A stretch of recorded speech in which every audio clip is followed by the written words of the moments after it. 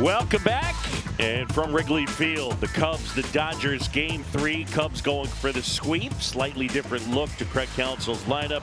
Pete Crow Armstrong is the DH. For more on that, downstairs at T-Mac. Boog, this is just the second time in his major league career that he's DH, and I was asking about it, his routine pregame, and he said, I don't think I've ever done it before. I had to remind him last year in Atlanta in September that he did. He said, look, I'm not going to overthink this. I'm going to do everything that I traditionally would to prepare to hit. But the Cubs able to do this because of the newly acquired Tyrone Taylor. We documented yesterday, this is a guy who crushes lefties, so it made all the sense in the world with Eric Lauer on the mound, a left-handed pitcher, to get Tyrone Taylor in the mix, and it helps that he's good and versatile defensively, Boog. Yeah, no doubt. A very good defender out there. Can play all three outfield spots. And so, Shota Imanaga leading the Cubs out onto the field.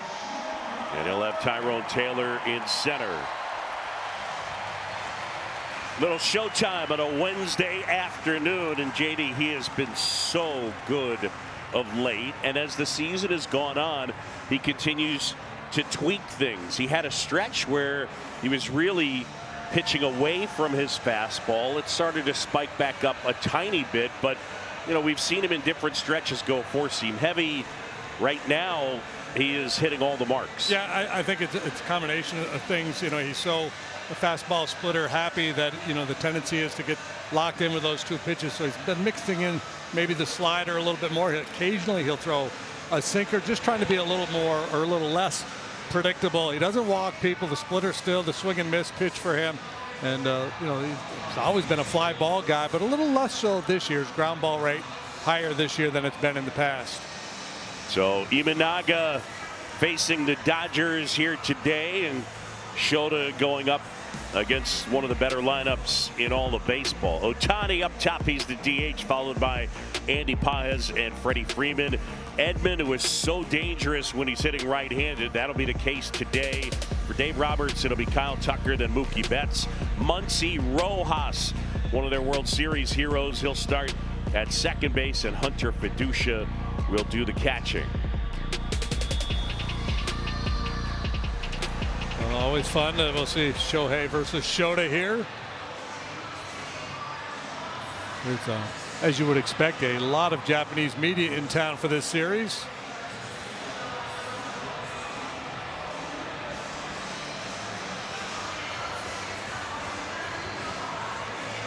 Ohtani measuring out his spot in the batter's box, saying hello to pretty much everyone.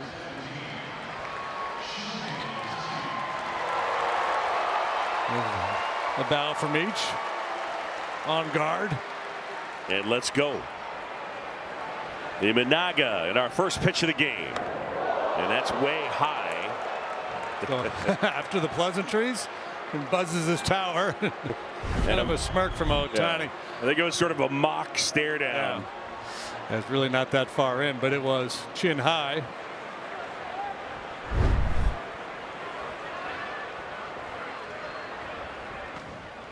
The 1-0. Strike on the outside corner, says Eric Backus. Ohtani at 32 years old. Imanaga at 32 years old. And that one fouled away. Did that get Eric Backus? I wonder if maybe the backswing maybe got him. Something got him. Might have been a little yelp from Eric that got Ohtani's attention.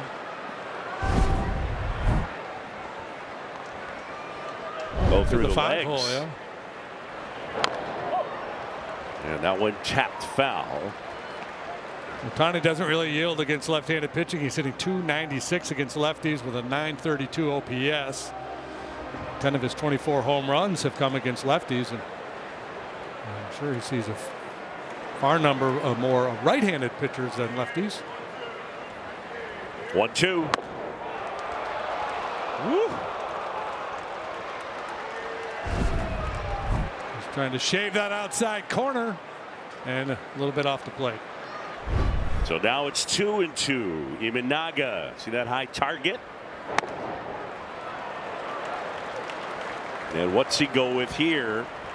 The count 3-2 on Ohtani. Payoff pitch.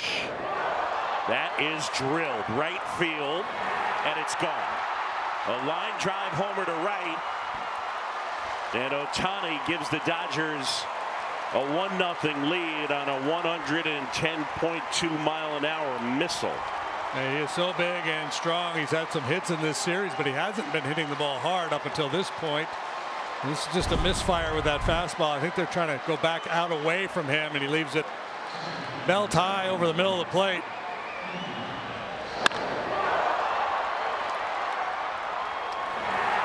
So 1-0 Dodgers. Ohtani with his 25th, and now it's Andy Pages.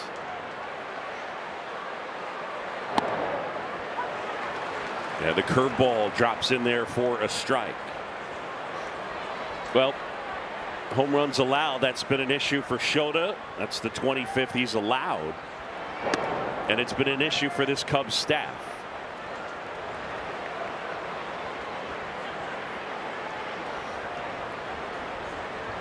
Pages has put up good numbers this year, an all-star for the first time. In the air out towards right center, and Taylor calls off Suzuki. One down, folks. AbbVie and the Chicago Cubs are teaming up to strike out cancer. Roughly 241 Americans are diagnosed with cancer every hour. For each Cubs strikeout at Wrigley Field this season, AbbVie will donate $241 to Cubs charities. AbbVie, people, passion, possibilities.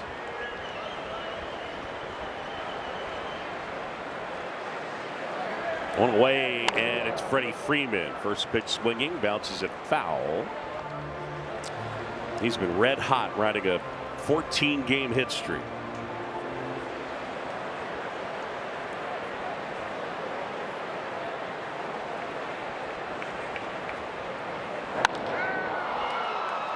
In the air, left center field. Taylor back near the wall, and he jumps and makes the catch. There is a helping breeze here this afternoon, helping to center and to right field. Good work here by Taylor. Staying with it up against the ivy. Let's see what the wind is doing here this afternoon. Oh. Well, it's kind of actually turned around a little bit from when we looked earlier today. It's blowing out more to left than it was earlier. First one to Tommy Edman, a sweeper that misses. Ball one. Edman missed the beginning chunk of the season coming back from right ankle surgery. He was limited in the playoffs last year due to that ankle injury. In fact, was on the IL for a good bit of last year with it. Had off-season surgery in November. Didn't debut until June 17th. The 2-0. And that's in there for a strike.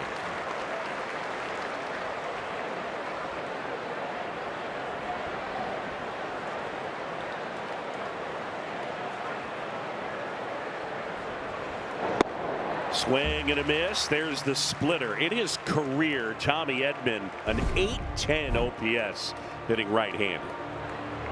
He's been good from both sides of the plate this year, but more dangerous from this side. Hit the 3-run home run here the other night off Matthew Boyd to get things started.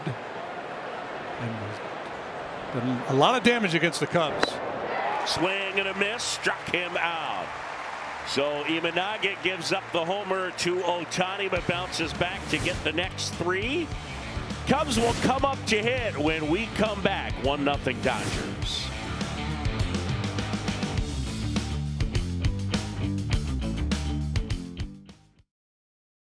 Set to lead things off for the Cubs. Here's the lineup. PCA, Suzuki, and Bregman. Pete will be the DH. Kelly, Bush, and Horner. Happ starts in left, Swanson at short, Taylor out there in center. And the Cubs lead the majors in OPS as a team against lefties. Their lefties hit lefties, their righties hit lefties. Yeah, they've done a lot of damage against the Portsiders. And we take a look at Eric Lauer. First round pick of the Padres back in 2016 out of Kent State. He too a fly ball guy. He's allowed 20 home runs in 88 innings. He does not generate a lot of swings and misses, nor does he strike many guys out.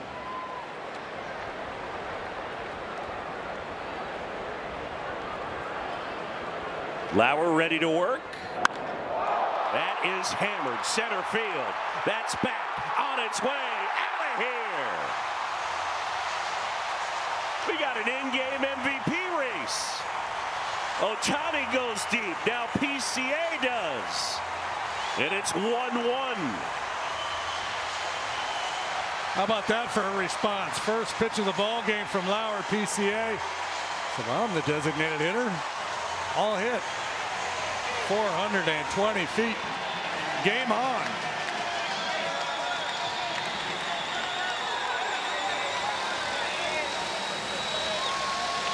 Your best player, our best player.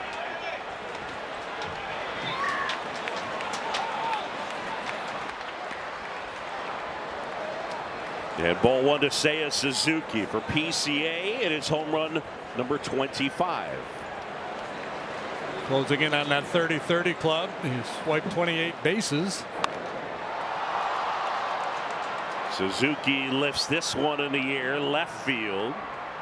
And Edman makes the catch. Home run replay is brought to you by Toyota, official vehicle of the Chicago Cubs. And boom, first pitch of the ball game, PCA unloads. Talked a lot about his more disciplined approach at the plate, but that doesn't mean he's passive. You throw it in there, he's going to be ready to go.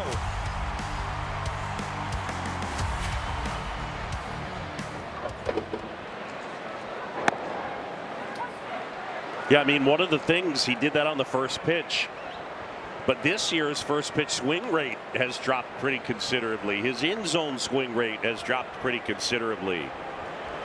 But he is still ready to swing. It is a very discerning approach, but certainly not passive.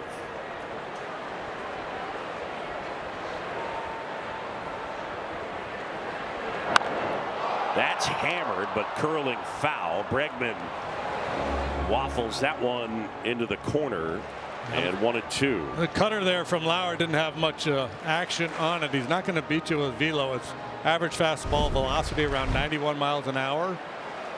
Cutter, change, curve, and slider. So he's got a wide assortment of offerings.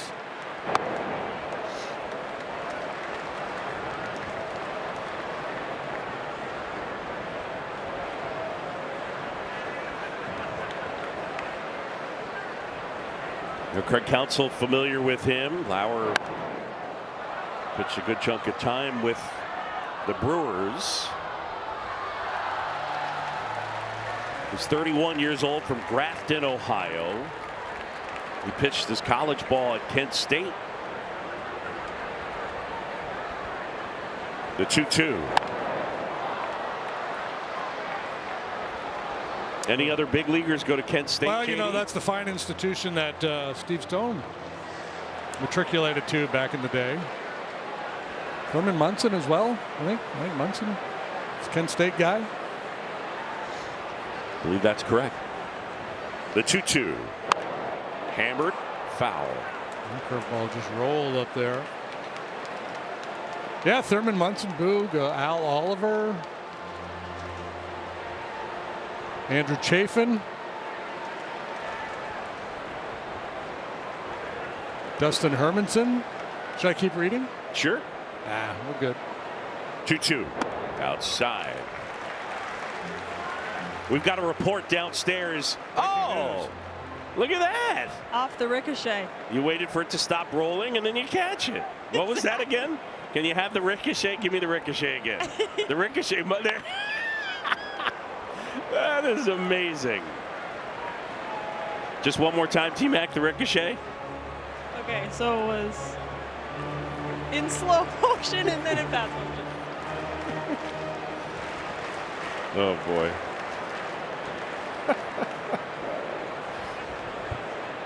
Three-two. Line drive, slicing out into right center, and Pages. He's made some plays in this series, JD. Yeah, at least three of them kind of like that one right there. Sinking line drive, thought maybe base hit for Bregman, who continues to hit the ball in that direction. There's always that moment where the outfielder kind of has to make up his mind. Am I going to lay out for this or play it safe? He opts for plan A, and it pays off.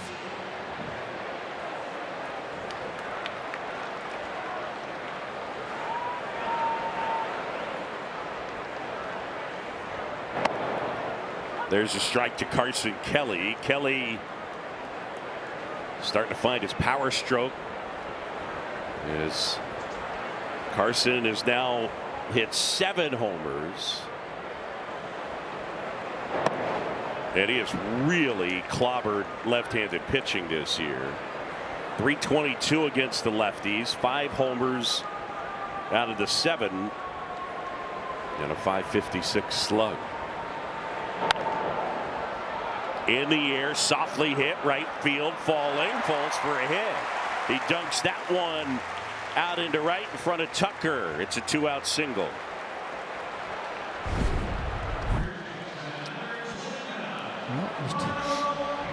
Kind of a miss hit and a little flare, but a knock nonetheless for Carson. Dumps it in front of Tucker. I'll take it.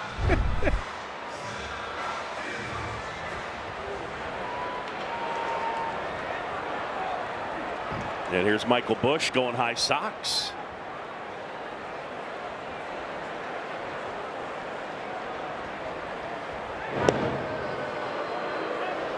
Not going anywhere. Carson 0 for 1 in the stolen base department.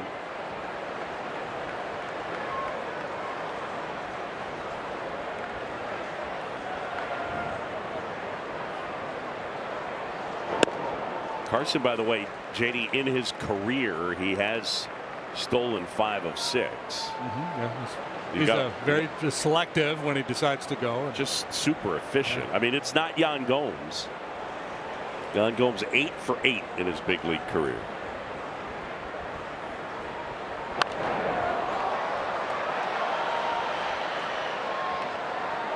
Umpire Tendencies is brought to you by UI Health.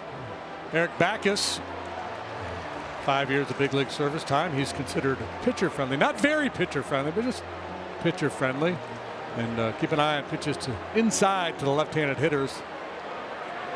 Only a 3.1 challenges per game and only 44.8 overturned. So he also has dual citizenship between the U.S. and Switzerland. Speaks some German and fluent in Swiss German.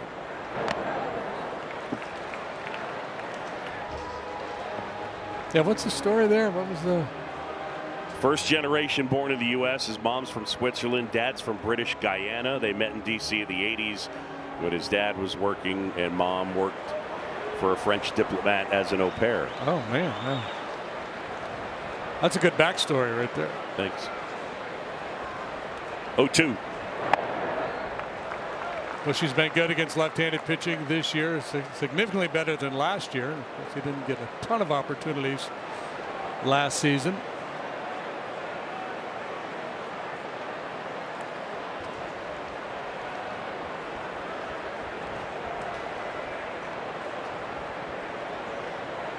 The 1-2 on the ground, and Rojas takes it in and throws him out. Well, an eventful first inning. Shohei Ohtani unloads. Dodgers take a 1-0 lead. PCA says hello, and we're tied at 1.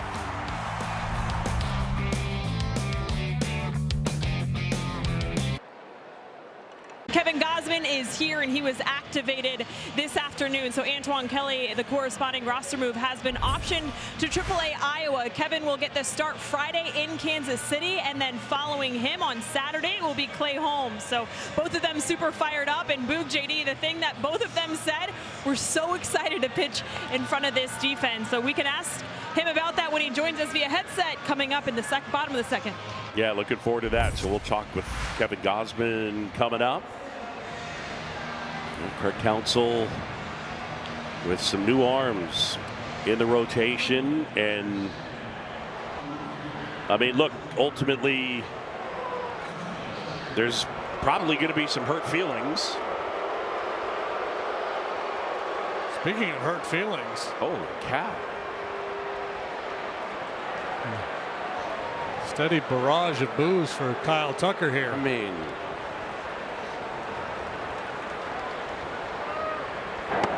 they booed him like he stole the 2016 World Series trophy.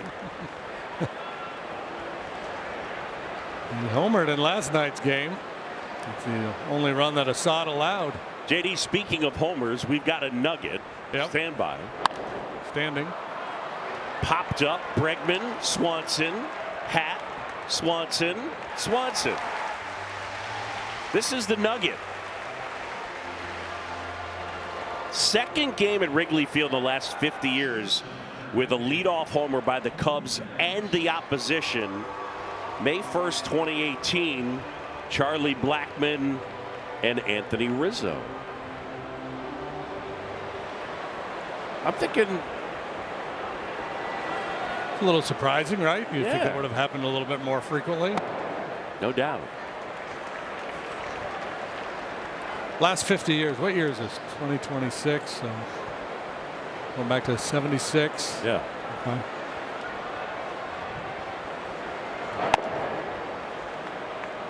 T-Mac was probably at that game, but as the Rockies reporter. I was. I actually remember that game. There was a duck on the field. So pregame, this duck kept walking around my pregame shot. I have the photo if you're curious, Boop. Yeah, absolutely. Make sure you text that to me, Taylor. Yeah. That's what I remember about that game. One down, Mookie Betts at the plate. Betts. Been a tough year offensively. At just .223. That's back when Riz was the self-proclaimed best leadoff hitter in the history of baseball.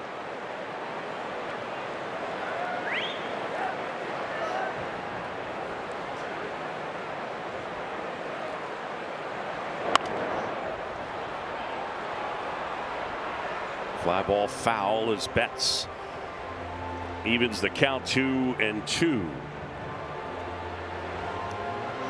Well, Shohei Ohtani making start number 23.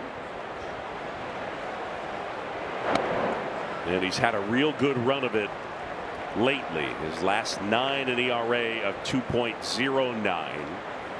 This year contrasted with last year, the velocity is up. Line drive, and that's a base hit out into left center. Happ will take it in. Betts is aboard with 1 out. Yeah, showed a lot closer to his form of his rookie season 2024 when he was an all-star than last year. This is a little bit of a mistake with a breaker, though. It's belly button high, inner half. That's not really a threat to run like he used to be.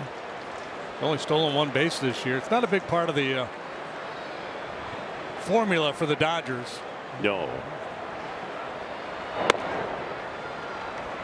No, the Dodgers are 28th out of 30 teams in total stolen bases and 20th in stolen base rate.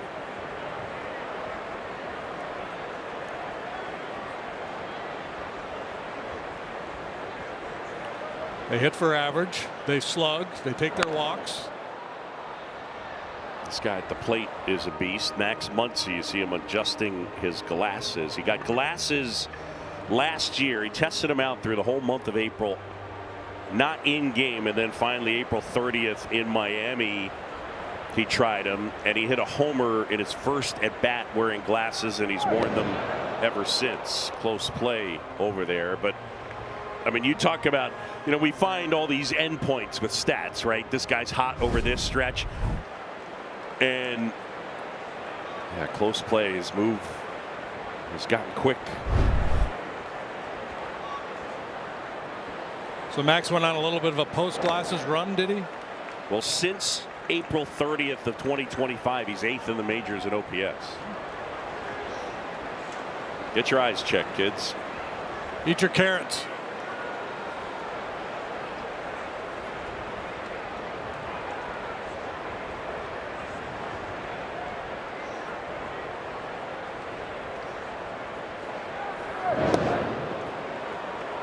Despite those numbers we told you about, Betts showed keeping a close eye on Mookie over there. And Yeah. 2 disengagements. He might be inclined to try it now.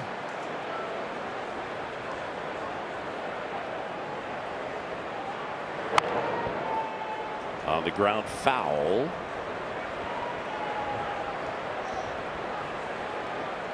Shota rubbing up a new baseball.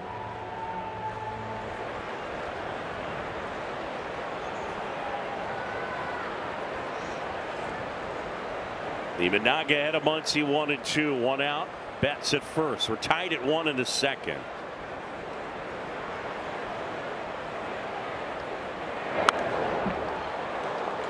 And Muncy fouls it back.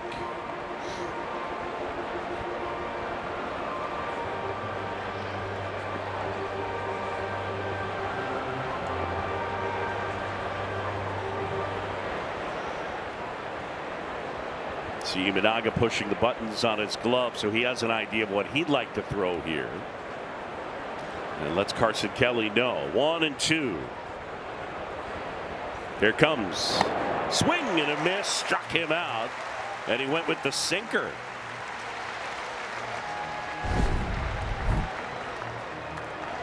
There goes two-seam fastball up above the hands. I don't know if that was the intent. I think it's a little difficulty locating his fastball here today.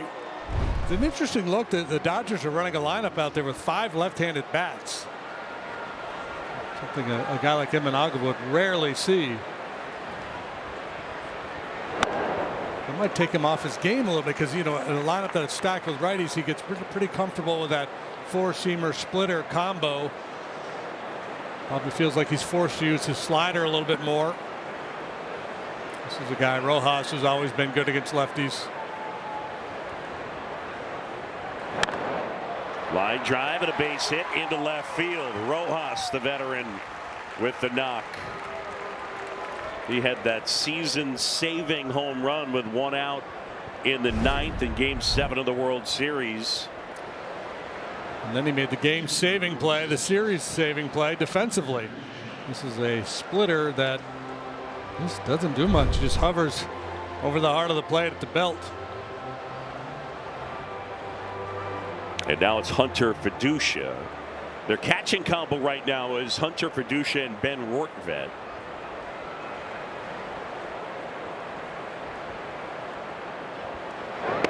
A couple guys they just picked up at the trade deadline. Will Smith has been on the IL for a good while. Dalton Rushing, who had taken over as the primary catcher, just went on the IL himself. So they were in the market for backstops, and they went out and got a couple of guys who have experience with the Dodgers. Neither one of them is a great offensive threat. I think the priority was get guys who knew this pitching staff and that the pitching staff would be comfortable with. Dave Roberts leading a Dodgers team in his 11th year. He's won the World Series 3 times, each of the last 2 seasons and 2020.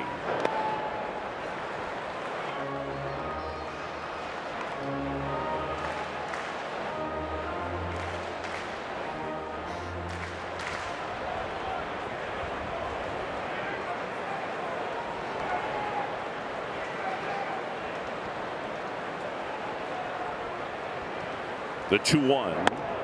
By the way, JD entering today 27.5% of the plate appearances against Imanaga were by lefty hitters. Coop, I would bet that's probably right in line with the league. Probably somewhere in that range. Line drive right field and caught. Probably a little under. Hey, there's the duck. There's Taylor waving at the duck. Kevin Gausman is going to join us when we come back. Quack.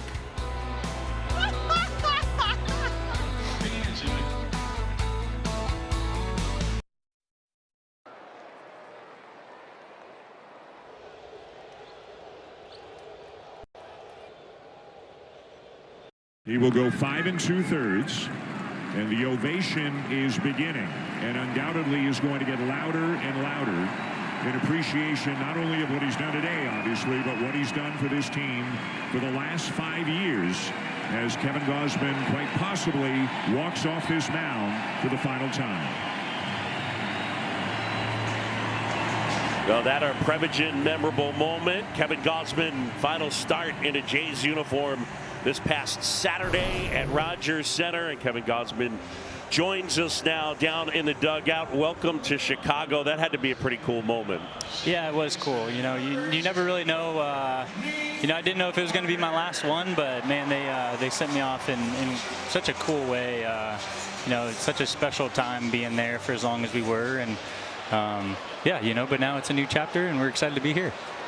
And I know Jed Hoyer has talked to you about the idea that you've been kind of his white whale. I mean, going back to the days when you were in Baltimore, he and Theo Epstein were trying to get you.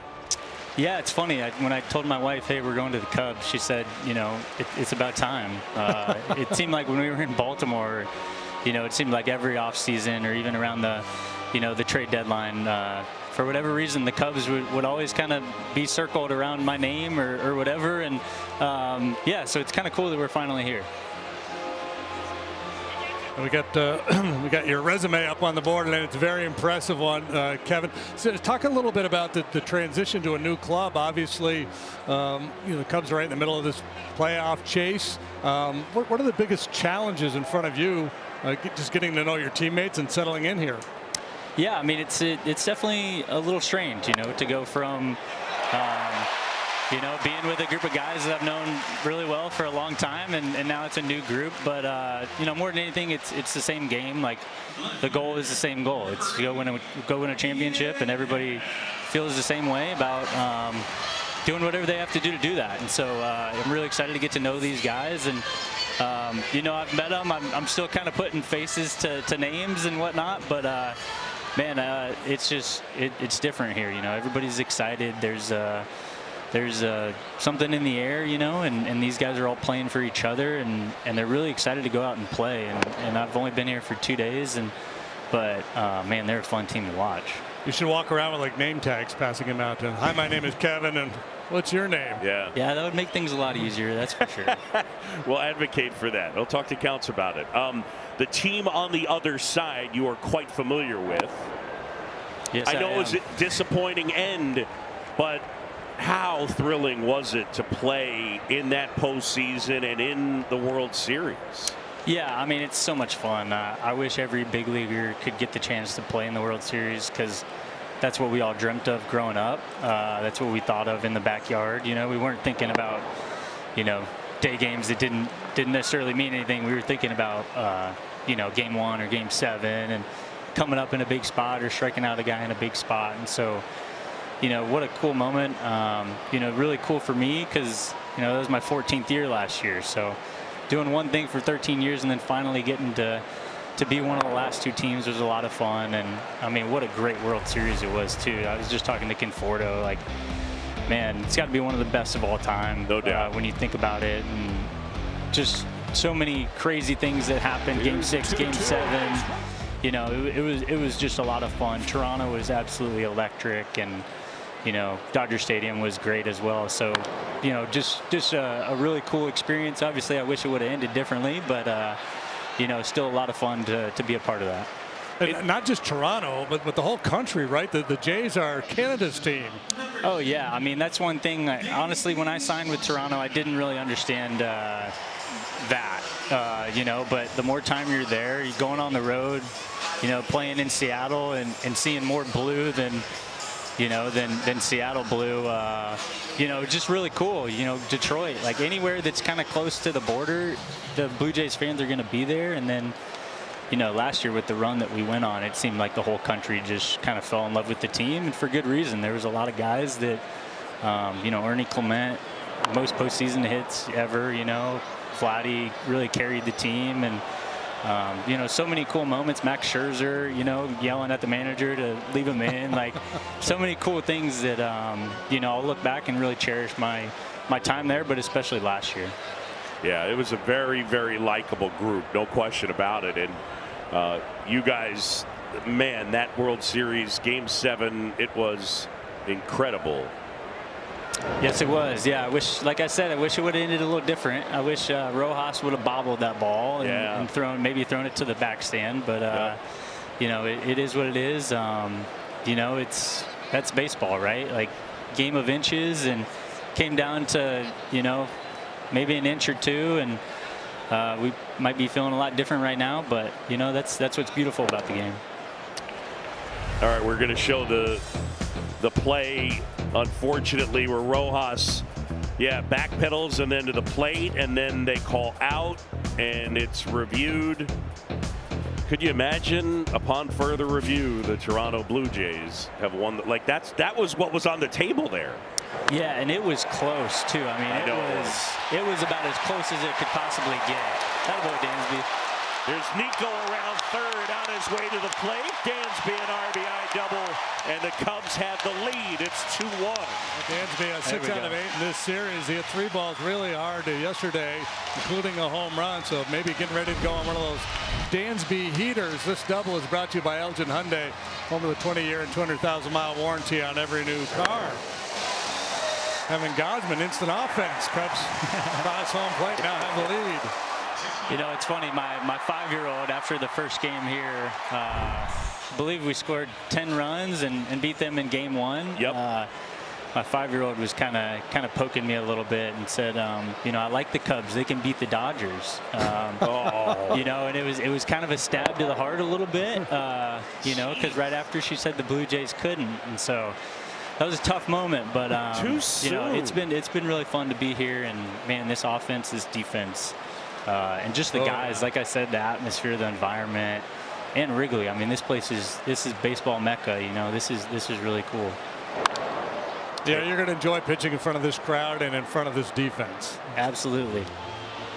Let's rewind for a second. When I look at your career path, I mean, obviously, a 4th overall pick out of LSU, but you kind of hit a spot where when you went to the Giants and things sort of came together. What happened that allowed you the momentum where you've been so darn good the last 6-7 years? Yeah, honestly, it's crazy. It's more so just a team realizing that I wasn't pitching the way I should, you know. And honestly, it happened a little bit when I was in Atlanta. You know, they kind of unlocked, like, hey, throw the split a lot, throw fastballs up in the zone, don't throw them down, and had a lot of success in 18. 19, I couldn't figure that out, but 2020 went to the Giants, figured it out. 2021 had a career year and first All-Star game, and man, you know, over time, I've just realized kind of what my strengths are, and I've really just kind of honed in on them. You know, and I didn't really know it was going to end up being, you know, a 2-pitch guy that's, you know, throwing a split a lot. But, man, the more that I've thrown it and the more I've got comfortable with it, it's just gotten better and better. And, you know, it's fun now to be at this point in my career where I know my strengths. I know what I need to do to have success, and now it's just about going out there and competing. Fly ball right field, and Tucker makes the catch. Swanson will tag, and the throw is cut off. I thought I read somewhere, did you actually, the first time you learned the splitter was from a former high school coach? Is that right? Yeah. Coach Chris Baum, he was my JV pitching coach. I couldn't throw a circle change, and he had pitched in the minor leagues for a couple years and kind of showed me the grip, and it's crazy because that's the same grip I've thrown ever since. And wow, it's gotten better. I've found some cues with it, you know, kind of how to subtract and add speeds to it and whatnot. It's just gotten better the more that I've thrown it. But yeah, I mean, hats off to him because I don't know where I'd be without that pitch. You send him a check on occasion?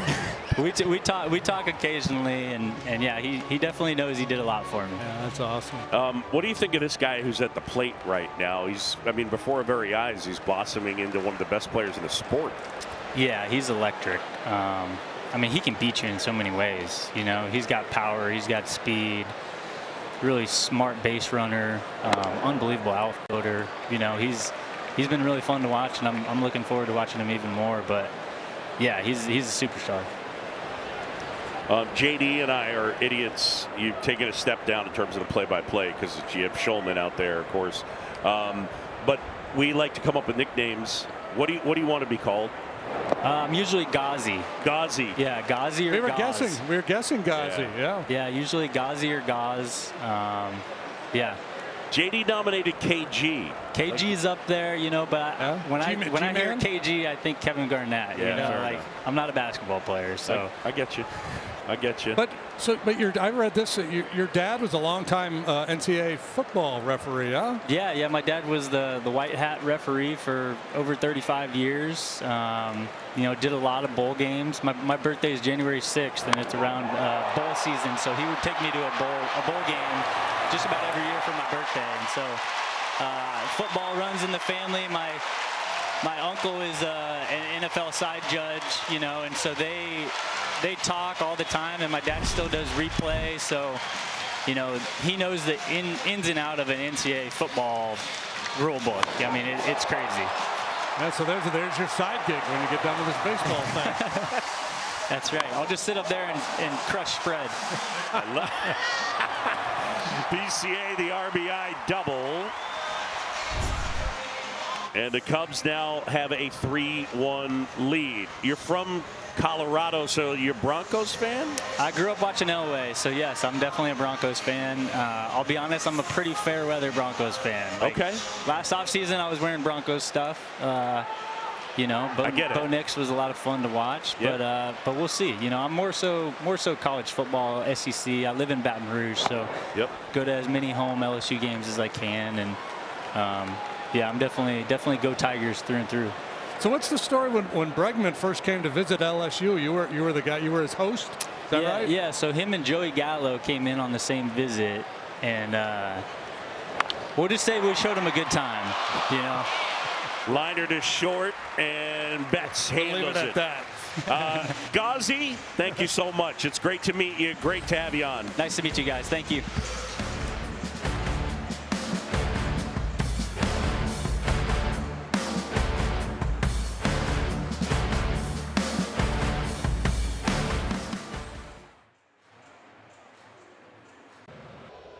Joining us, he was great.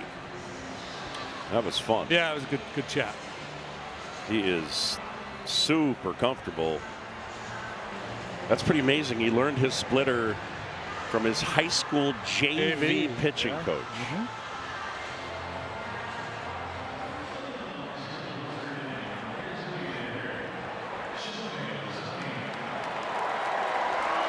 So now Imanaga back to work.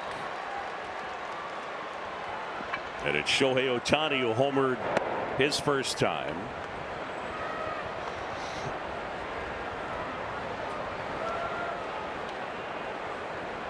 Got a fastball up, middle-ish that he rode out of here. Little tapper, and that's foul. Yeah, today we got the MVP battle between Ohtani and Pete Crow Armstrong. I mean, the slash line's pretty well even. And Pete with the advantage in terms of steals and obviously defense, and so WAR.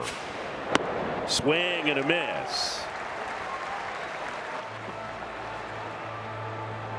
Both guys hitting number 25 today.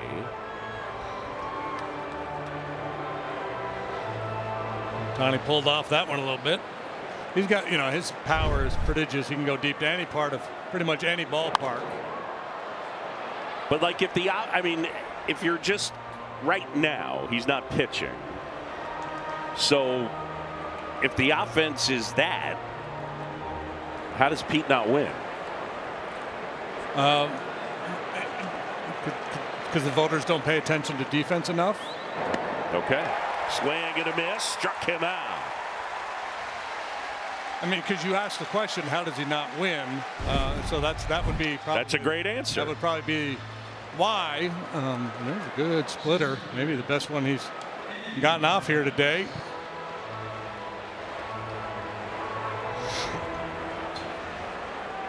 So Ohtani is gone, one away. No, that's a great answer. On the ground and into left field, base hit. Cubs lead at 3-1. We're in the top of the third. Has been really good against left-handed pitching this year. He just drops the head on this middle-in fastball, solid single. can run a little bit. He's stolen 10 bases, but he's been caught 6 times.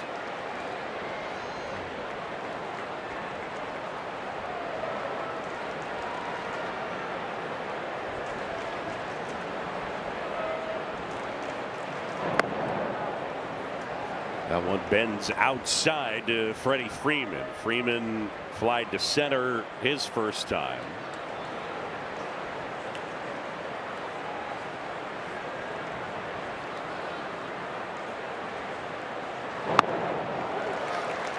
Freddie, one of those guys that hits the ball all over the diamond in the outfield, and they play him a little bit the other way.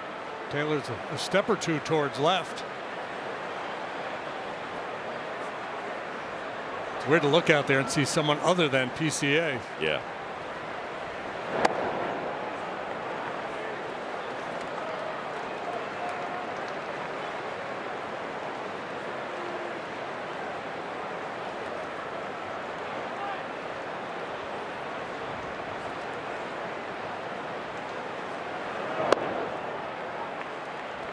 Three and one now on Freeman. 10 times an All-Star, Gold Glover, won the MVP in 2020.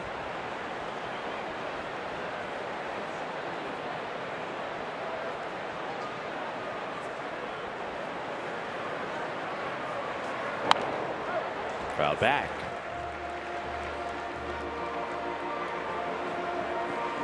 He has defied the aging curve, continues to play at a really high level. 36 years old. And the fact that he's a first baseman helps. Yeah, no doubt.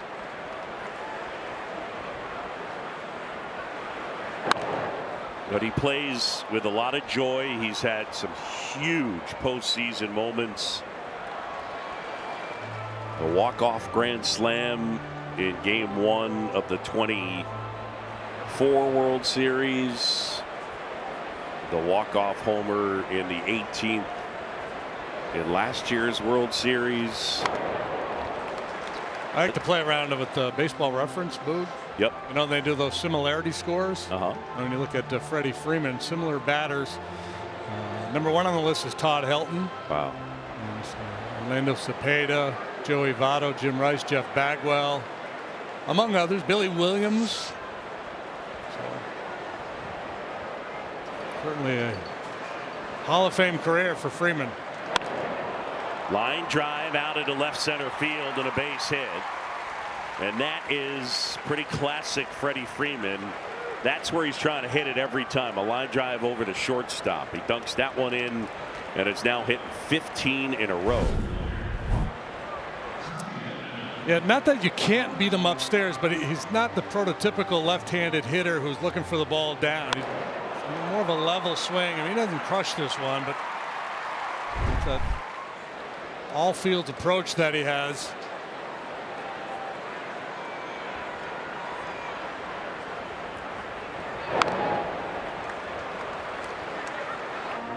Another splitter there to Edman, who looked bad. He took some bad swings at the splitter his first at bat.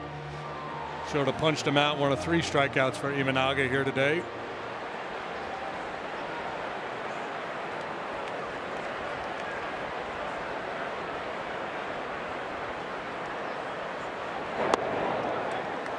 %20 of Tommy Edman's career home runs have come against the Cubs. Right? Jeez. Crazy.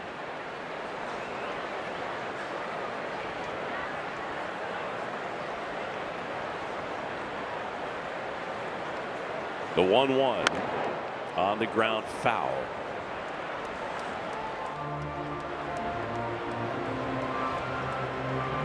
Sixteen home runs of the 75 he has hit in his career. Not hit more than 8 against any other ball club.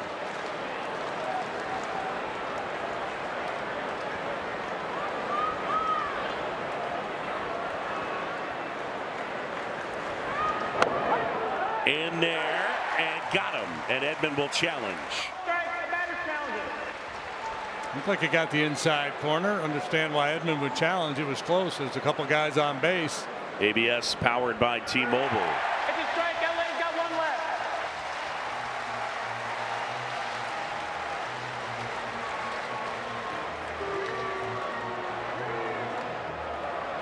Eric Backus, the home plate umpire you mentioned, he speaks French and what was the other He language? speaks a little bit of German, and he speaks Swiss German. Swiss German. Fluently. So can you text him for later on in the year and tell him that when the next time he has to make an announcement to do it in Swiss German? Yes. Yes, I will. Here's the pitch. And Tucker gets onto that one, scoops it to center. Taylor makes the catch.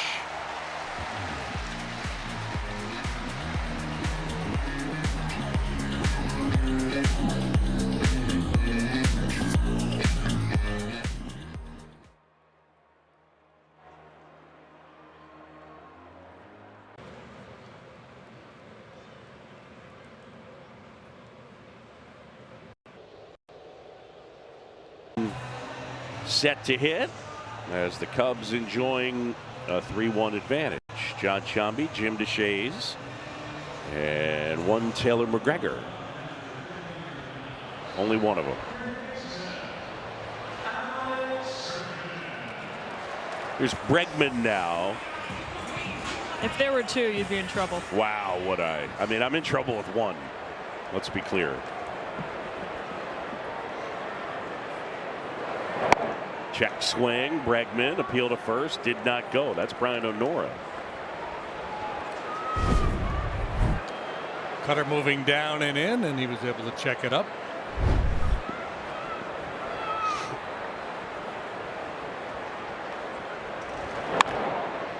On the ground, backhanded at third by Muncy. One hop, throws him out.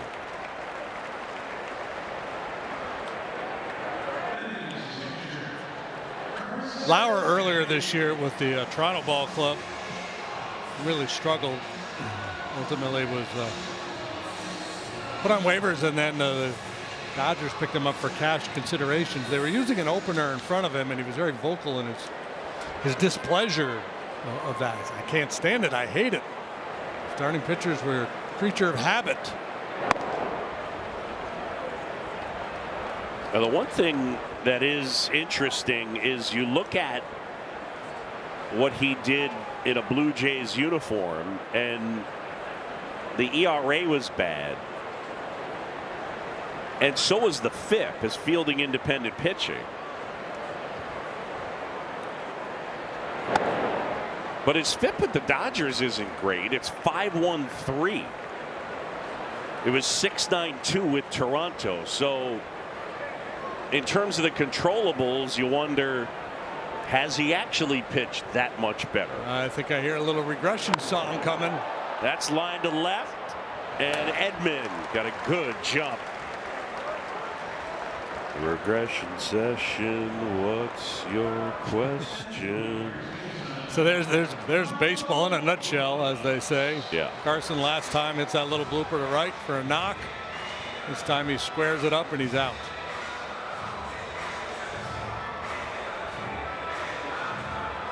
Michael Busch with 2 outs here in the last of the third. Cubs lead at 3-1. Pete Crow Armstrong is homered, and he's knocked in 2 of the 3 runs. Great to visit with Kevin Gausman.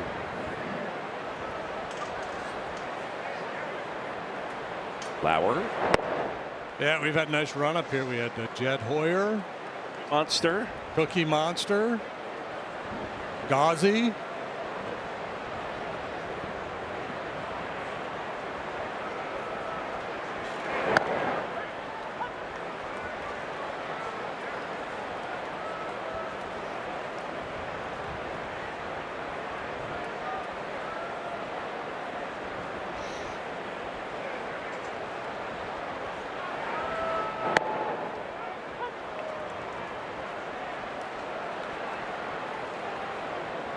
Two and two now on Michael Busch. Grounded to second his first time up.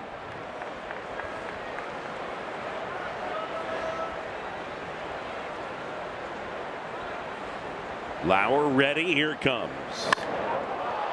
That's drilled center field. Pages on the move, back and looking off the top of the wall. Busch sprinting for second, and Michael's got a double. just missed getting out of here. Yeah, Cubs getting some good licks at Lauer here. Kelly smokes that line drive to left. Bushy just misses a home run. He'll settle for the double. So home run, 3 doubles for the Cubs here. And we're not through 3 yet. That one just below the basket.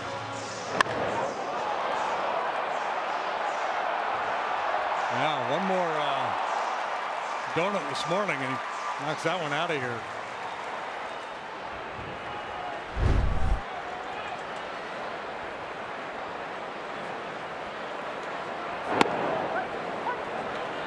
Pitch in for a strike to Nico Hoerner. Hoerner singled his first time. Nico 298 this year against lefties. Since the start of last year, 336 against southpaws. That's the 3rd best average in the majors against lefties over that stretch. Only Shea Langoliers and Andrew Vaughn have been better.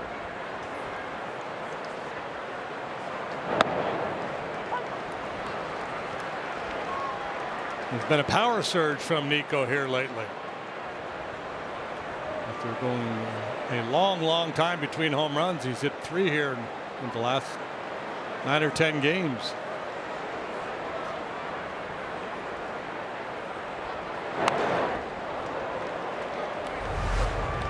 Last night, Edwin Diaz, he got a cement mixer, blasted it to left. Gauntlet of love. And there you go. First 23 games, he had 4 home runs, and we're like, yeah, this is going to be a big year in the power department for Nico. And then it dried up on him. Did not homer again in the next 80 games. And he has discovered something, perhaps.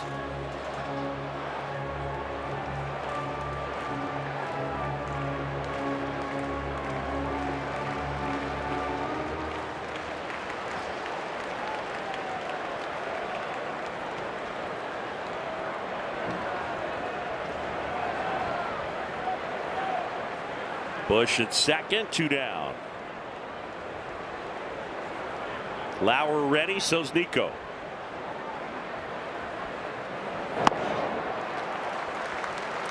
And the lefty gets Hoerner, and a strikeout ends the inning. Cubs leave a man. We'll move to the 4th, 3-1.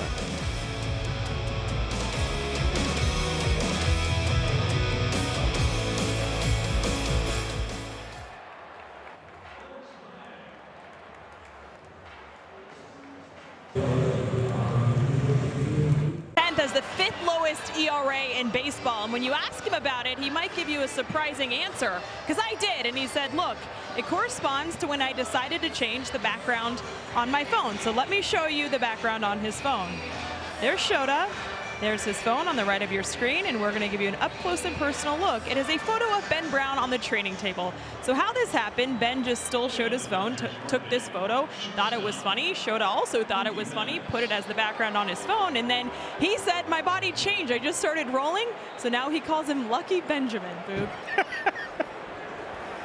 So that is, if you're wondering what's been happening the last 9, it's the photo of Lucky Benjamin.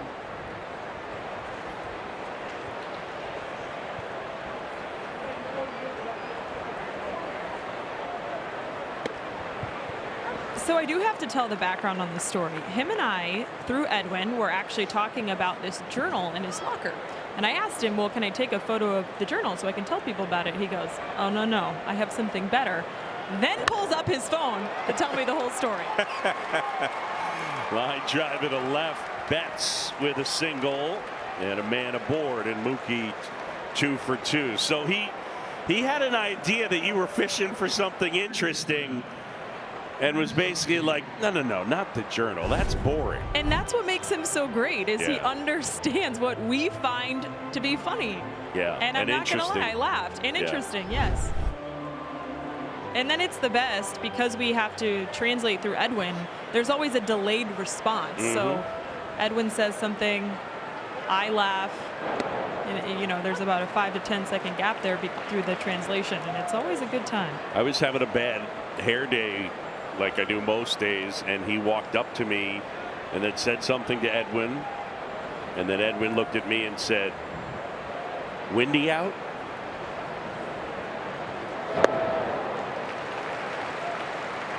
Edwin Stanbury, who does a magnificent job as the interpreter, tolerates all our questions. Showed it too, for that matter. Muncy back in 0-2. Imanaga ready. Swing and a miss. And Muncy is gone. Second time he has punched out the slugger, and he made that commitment to the split finger pitch, and he got out some dandies. Brought him to a knee.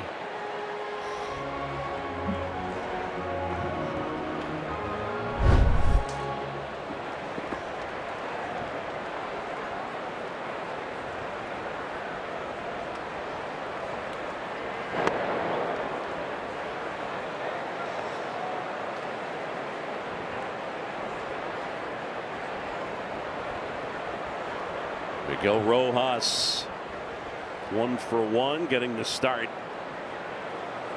at second base.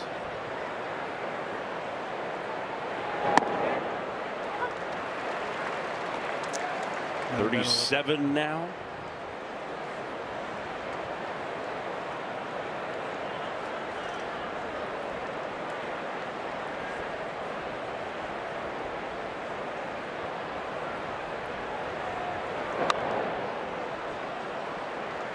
Rojas, by the way, so he debuted in 2014. He's one of the first guys I remember wearing spikes that had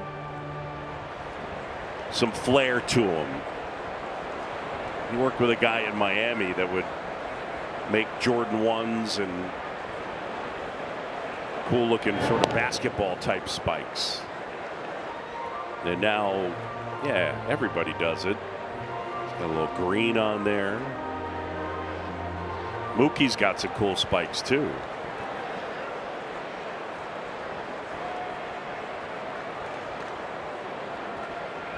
The 1-2.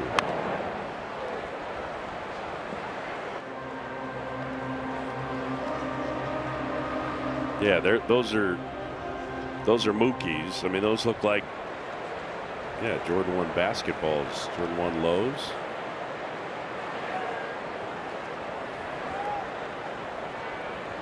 One out, man at first, 1-2. Imanaga deals, and Rojas spoils it.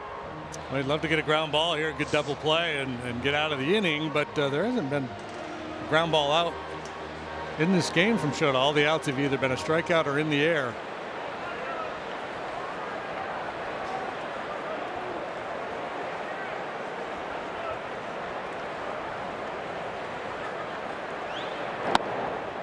And a breaking ball misses. Cubs with 3 runs on 6 hits. Dodgers 1 run on 6 hits. Dodgers have lost 5 in a row for the first time all year. And back-to-back series for only the second time. The heck's going on over there? Swing and a miss, struck him out. And Rojas is gone. That's a half dozen strikeouts for Shota. Goes right back to that split finger pitch. Rojas baffled.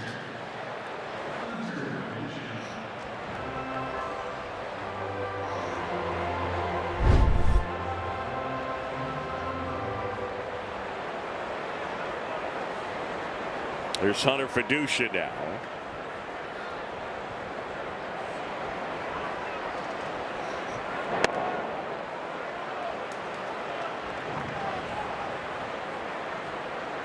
Ball 1, no strikes on the catcher.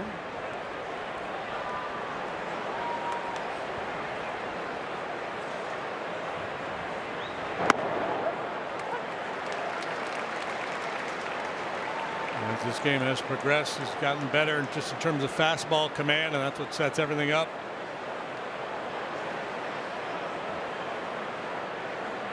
Good crisp tempo. On the ground, Horner takes in the hop and throws him out. We'll go to the bottom of the 4th. Cubs lead it.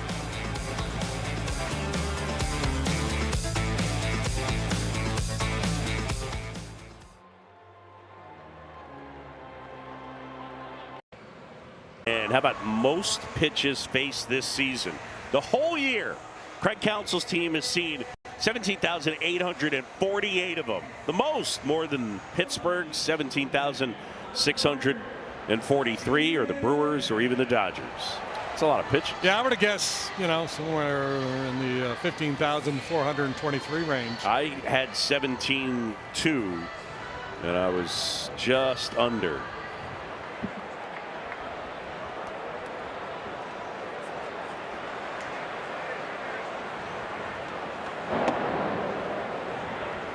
What about most base runners? Cubs could use some more base runners. Cubs have had the most, 1,522. Hit, walk, hit by pitch. That's entering today. And again, powered by CDW and Microsoft. It's a lot of base runners, Jim. That's a lot of traffic.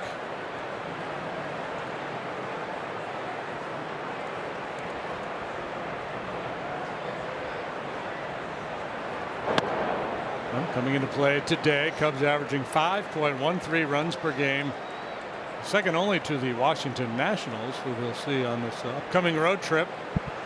And just behind the Cubs, the surprising Pittsburgh Pirates, and then the Dodgers.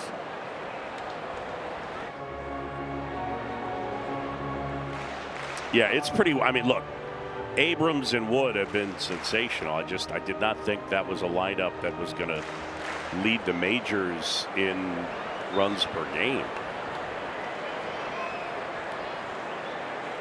Nationals also lead the big leagues in home runs.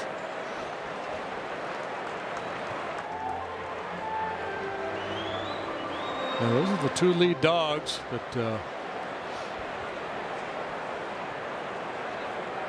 Dalen Lyles hit 14 home runs. On the ground to third, Muncy picks it up. And Happ is out, one away. Well, it's time now to play mound ball presented by Tasty Trade. If the ball stays on the mound, Cubs season ticket holder Kevin Hanechek wins the $5,000 Tasty Trade jackpot, and he won. Congrats to Kevin for winning today's edition of Mound Ball presented by Tasty Trade Stocks, Options, Futures, Crypto. Smooch. Yeah.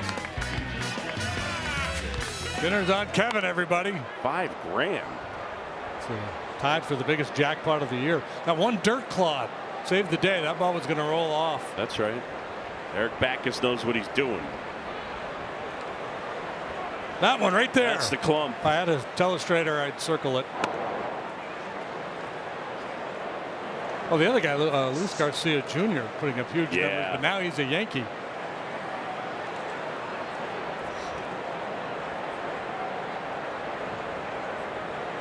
Cubs will catch a break with Garcia gone. Popped up. Fiducia gives way to Freeman. And Freddie makes the catch, and there's two away. Ladies and gentlemen, speaking of big jackpots, today's the last day to get your Cubs Charities 50-50 raffle ticket. Current jackpot is, well, you're not going to believe it when you see it. Get your ticket now through the end of the game at Cubs.com/raffle. It's a tease. I'm going to let you know. How much? More from a raffle ambassador through the 8th. What? It's over $400,000. Can't win if you don't play. They're dressed in yellow. Please say hello. Give me a credit card. Tyrone Taylor now.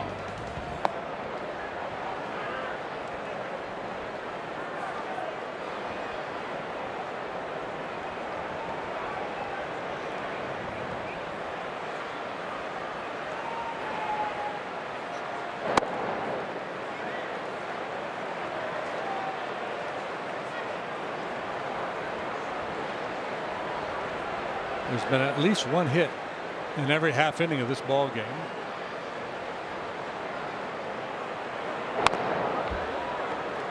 The addition of Taylor makes it a little bit more comfortable for Craig Counsell to get PCA off his feet for a day and just let him DH.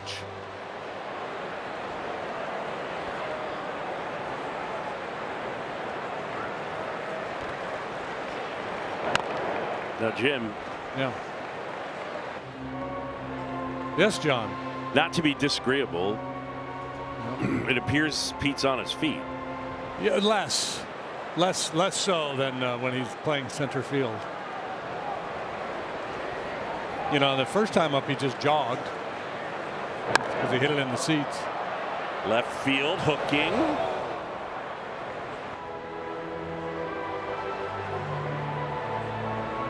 I'm sorry.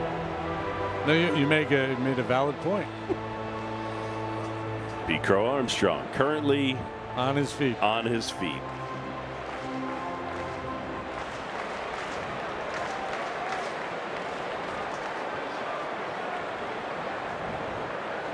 Two balls, two strikes, two outs. Tyrone Taylor trying to reach and extend the inning and turn over the lineup to Pete Crow Armstrong, who's on his feet.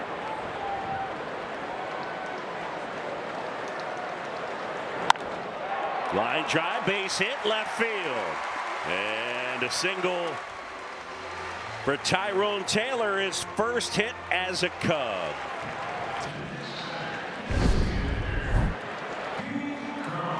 Talked about how well he's done against left-handed pitching this year. Good swing here. Floats one up there in the middle of the zone.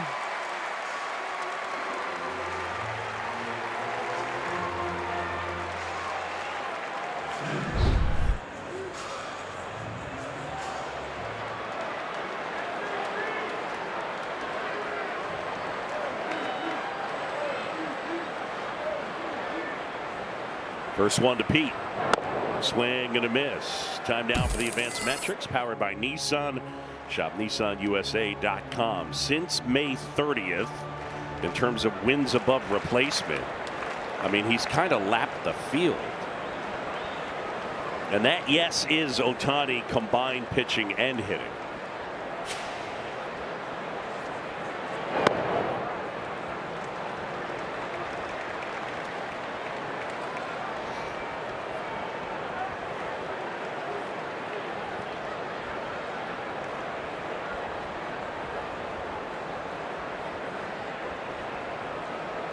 The 1-1. High fly ball, right field. That's back on its way out of here. Off the big board in right. Second of the day, PCA. And the Cubs extend their lead. It's 5-1, and he's having a day.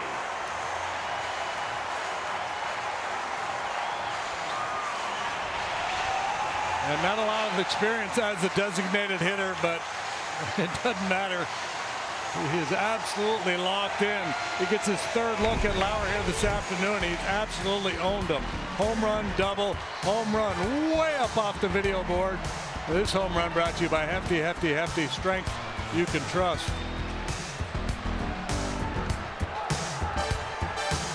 He's knocked in 4.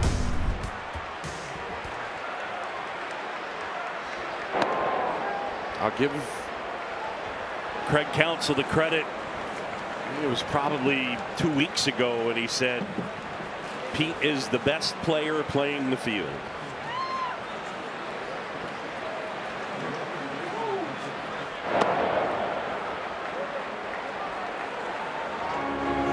What an amazing season he is putting together. First time in his career with 2 homers in the same game off of lefties.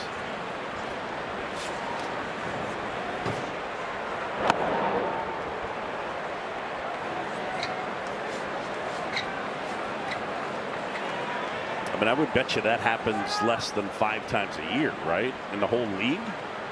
2 homers in a game off of lefties. Left on left, yeah. Line drive over the leaping Muncy, and that'll head towards the corner. Suzuki is into second, takes the turn. He's extended his on-base streak to 23 in a row.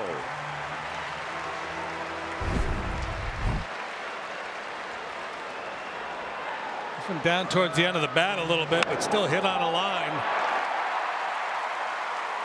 He lined out to short last time he was up there, and this time it's a 2-base hit. Mark Prior out to the mound to chat with the left-hander.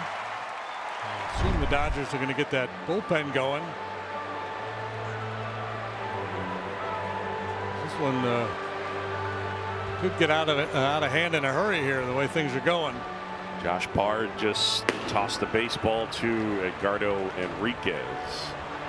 So the hard-throwing righty will get up. Mark Pryor heading back to the dugout now.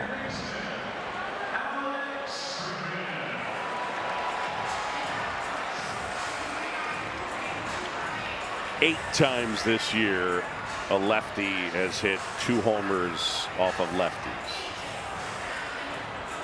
And Michael Conforto, one of those guys.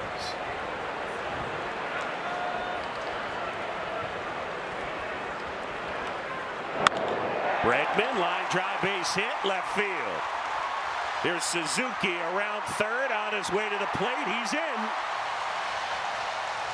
Bregman, the RBI single, and the Cubs lead it 6-1 here, last to the 4th. Well, they dropped the 10 spot on the Dodgers in game 1 of this series.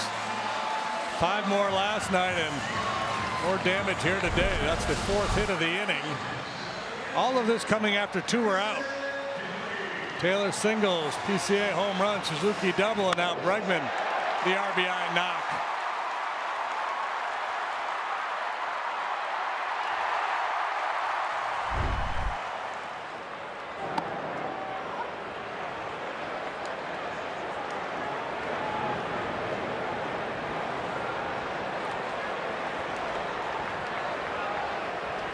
Carson Kelly 1 for 2 with a single.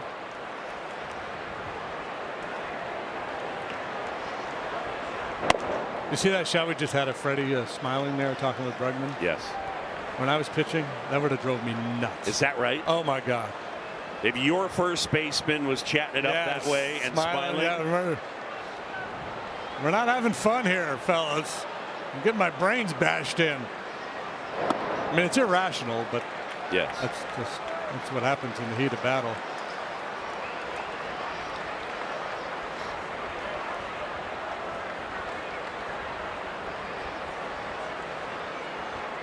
Cubs 6 runs on 10 hits.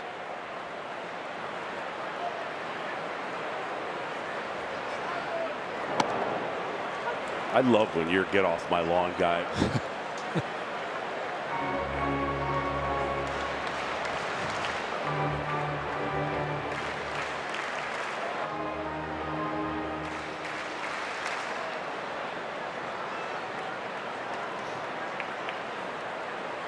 Even with the lefty on deck and Michael Busch, this might be Lauer's last hitter regardless. Kelly fouls it back. He's a hanger. JD, what are some of the other things that the overall fraternization is? Oh yeah, that's changed. Yeah.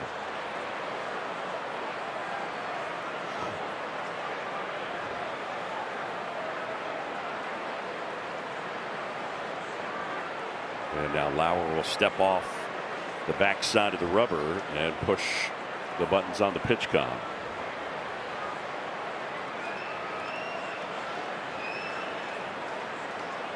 It's become a more civilized game, Boog. Yes. I don't say that as a critique or Yeah. that it was better back in the day. It's Yes. when's the last time you saw somebody charge the mound?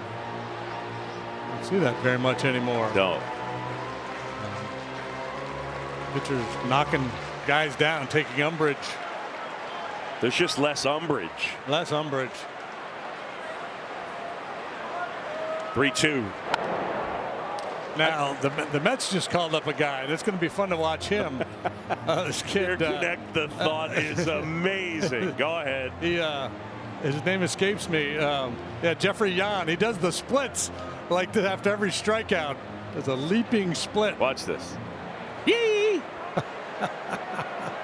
Please don't stop doing that, Jeffrey. Oh my gosh, Now that keep you're a doing big leaguer. that. Line drive, base hit left field. Edman picks it up, fires it back in.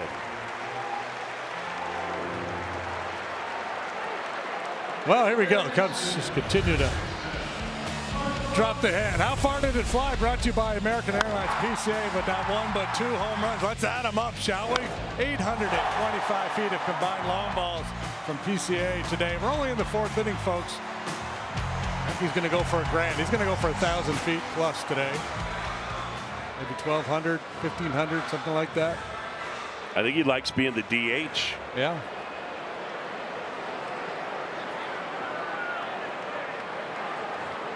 Two on, 2 out for Michael Busch.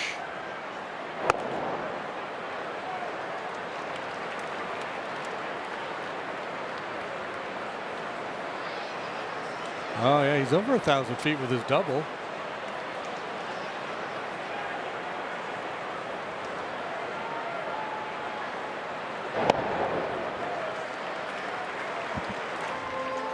Eric Lauer's got to be, his head has to be spinning out there. 2 outs, 2 quick outs to start this 4th inning. And now he's like a prize fighter backed into a corner, just taking one blow after another, waiting for that bell to ring.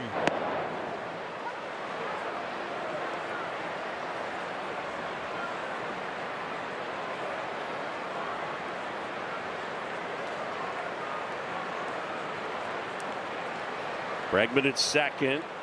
Kelly at first. Lauer the 2-1. Popped up. And that one gets out of play.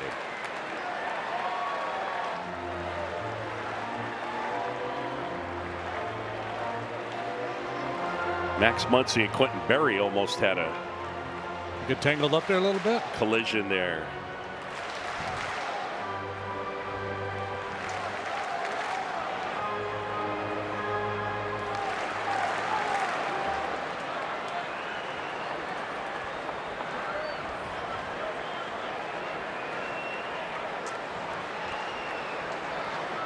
Two and 2. And Lauer ready, and he deals. Pretty good take right there by Michael. That pitch was close.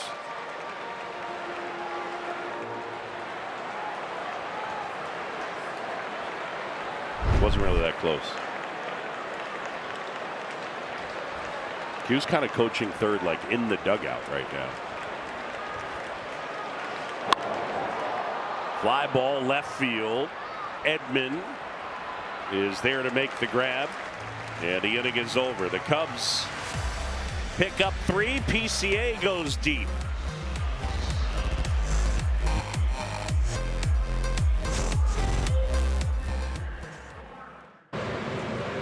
Sports app for all the top highlights, interviews, and must-watch moments all season long. Presented by Jeff Vukovich, your local Nationwide insurance agent. Visit jeffvuk.com. Nationwide is on your side. Flying high are the Chicago Cubs. Top 6-1, looking for a sweep, and Shota Imanaga back to work and facing Shohei Ohtani.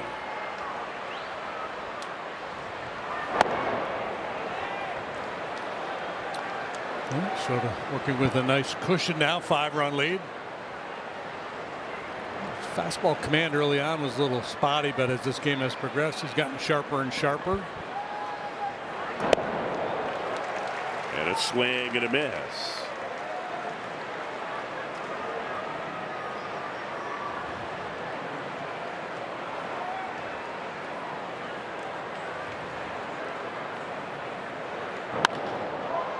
Reached out and pokes it into center.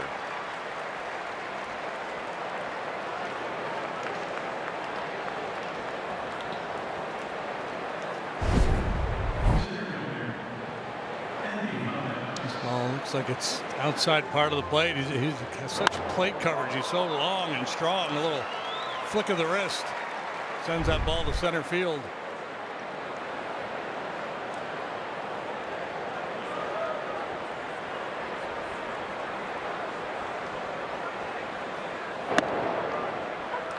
Breaking ball in there for a strike to Pages.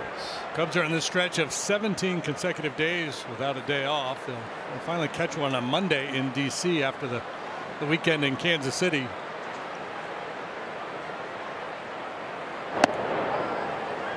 Tomorrow's the makeup game against the Blue Jays, and the Jays will send Dylan Cease to the mound. So in the span of what, 6 days, 5 days, we get Fried, Cole, Skubal, and Cease. Yeah. Yeah, we faced a lot of frontline pitching here lately. No doubt.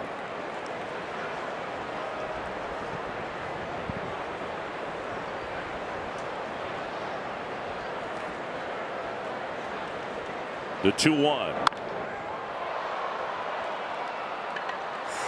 Taylor back and hauls it in.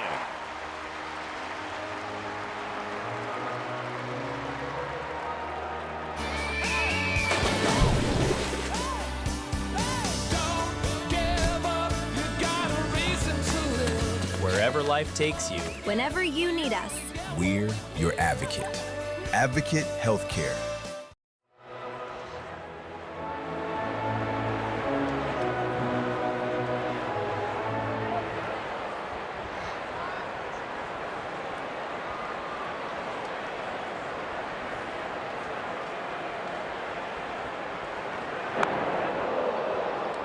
Freeman check swing and a foul.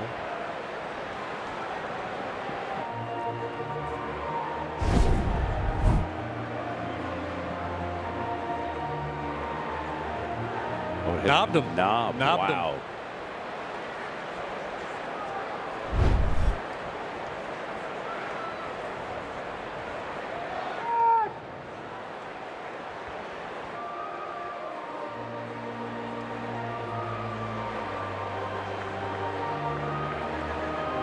Tell Shota's been putting in some work on that pickoff move. He's gone over there a lot more this year than I think in the past. A little more deceptive than what we used to see. He may have gone to the Matthew Boyd school of pickoff moves.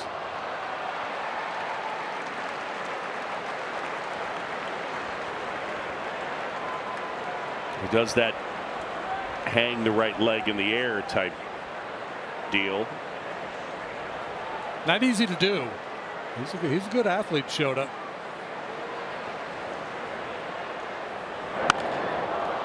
In the air out towards left center field, into the gap, and Taylor runs it down. That's a heck of a play. Tyrone Taylor, he and Ian Happ almost collide out there. Yeah, obviously not a lot of experience playing together, these two guys, and great concentration by Taylor. Happ's not going to yield until he knows for sure Tyrone's going to be there to make the play. So just one of those tweeners. And at the very last second, Ian able to take evasive action. And now it's Tommy Edman with 2 down and a man at first. Edman dribbles at foul.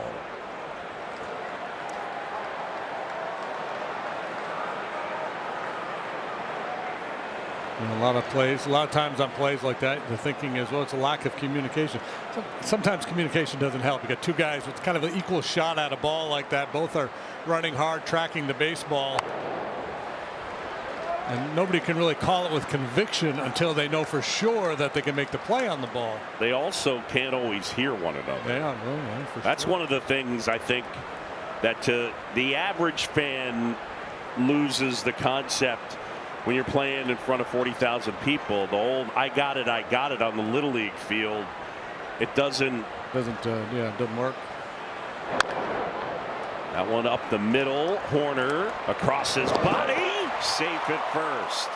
Oh, close play.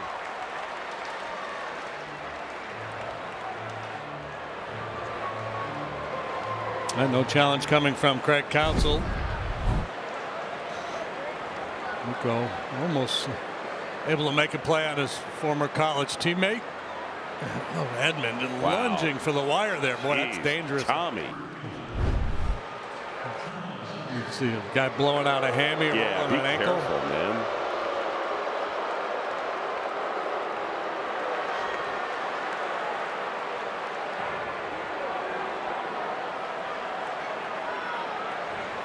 I think sometimes when ball players are getting booed or they're going through a real rough time, They need to be like that show Severance. You familiar with Severance, Boog? Vaguely. Help me. They have their work life and their real life. Yeah. And like after work, they get in this elevator, and when they come up the elevator, they forget everything that happened at work. Yeah. And conversely, when they go down the elevator, they forget. So if you're a player that's getting booed all the time, you'd want to ride the elevator. Yeah.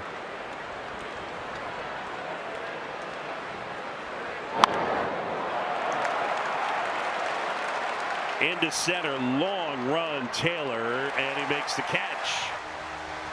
Shota Imanaga, 5 solid innings here today, and the Cubs have a 6-1 advantage.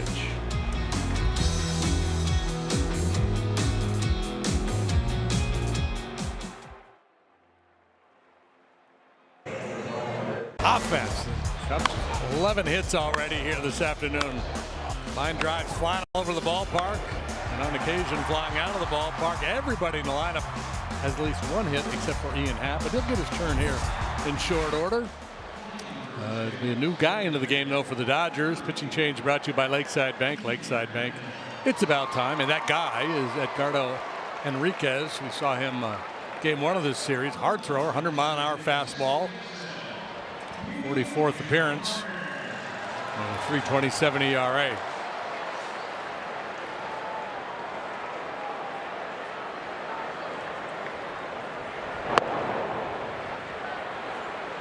Pitch in for a strike to Nico. Kike Hernandez is into the game and takes over at first base.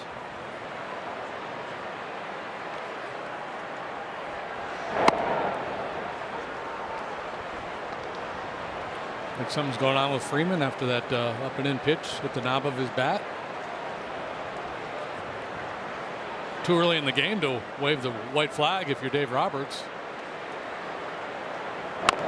Maybe they're just trying to flood the field with Hernandez's. It could be, yeah. Trying to distract us. Yep. You got the Enriquez. And, one of 3 Hernandez now into the ball game. Yeah. Teoscar over there on the bench and Jonathan out in the bullpen. Yeah. Little dribbler, third base side. Enriquez can't make the play, nor can Muncy. And Nico has a knock. Nico had an RBI single in the game last night. He beat the ball right off home plate and took a big high bounce.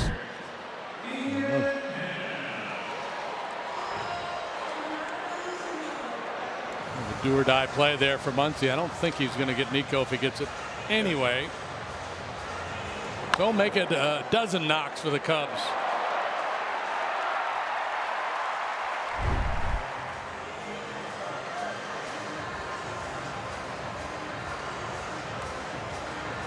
Ian's walk-up song I just read on the board is "Lose Control." He's got a couple of them. Yeah, for this at bat. It's somewhat ironic, right? Because you don't think of Ian Happ as losing control.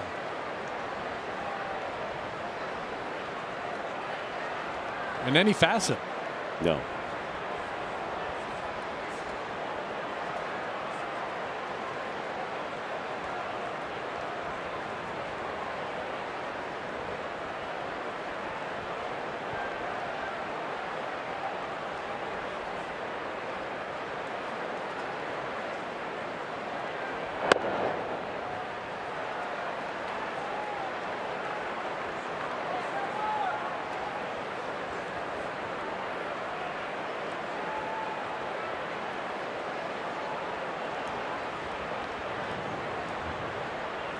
Kid Enriquez, 24 years old, just 25 appearances prior to this season in the big leagues.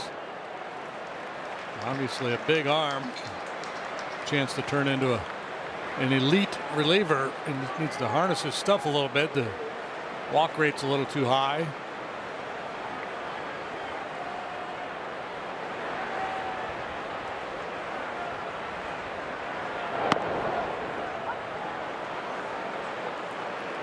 .44 innings this year, he's allowed just 1 home run.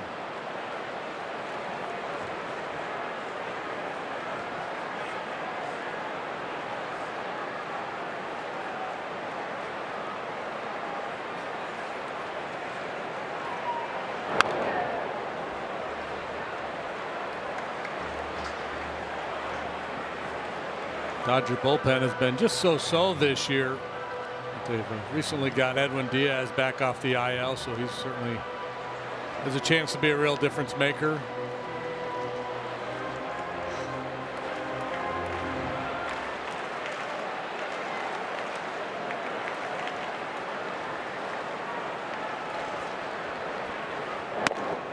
Swing and a miss. Happ threw that one at 100. And there's one down.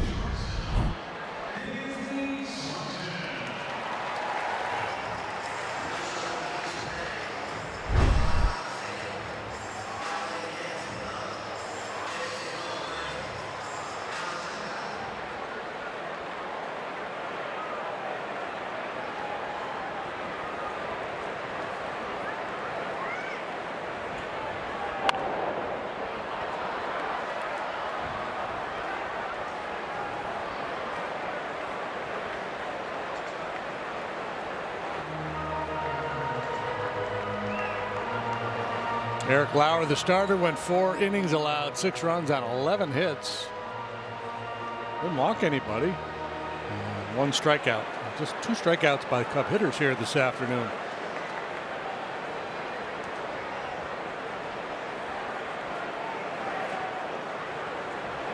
Dansby 1 out of 2 with that RBI double. The Cubs as a team don't strike out a ton. We've documented over and over how much they walk.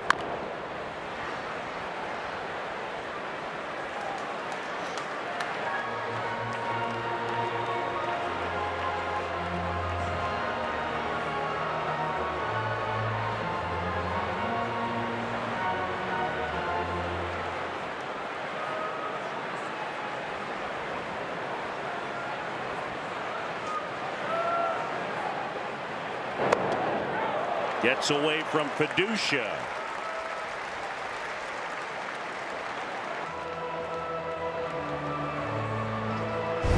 It's got to be a tough guy to catch. He throws so hard and he's kind of inconsistent with the command.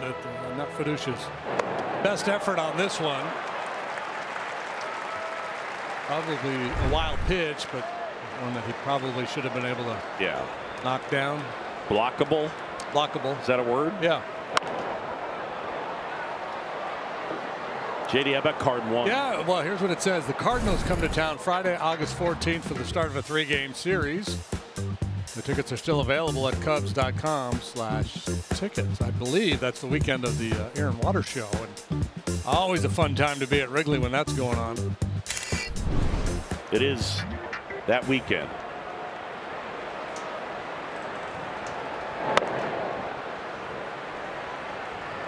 Call the ball. Catcher's challenge. ABS powered by T-Mobile.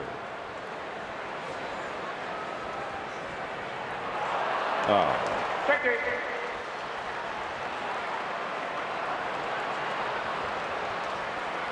Did he just say strike 3? He did. I feel like he did like sort of a call there. I feel like we normally get calls overturned. Yeah. It's a strike. And I was advocating for the umpires, if it's a 3rd strike, to use their call, but not against us.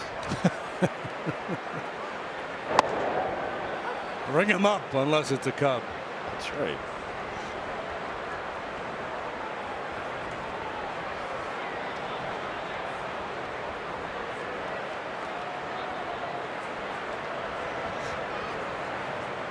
The 0-1 inside, it hit him, and Taylor will take his base. I think it got the arm guard. Cubs with 12 hits here. We're not through the 5th inning. That's a season high, 12 hits in the first 5 innings of a game. And got an upper arm.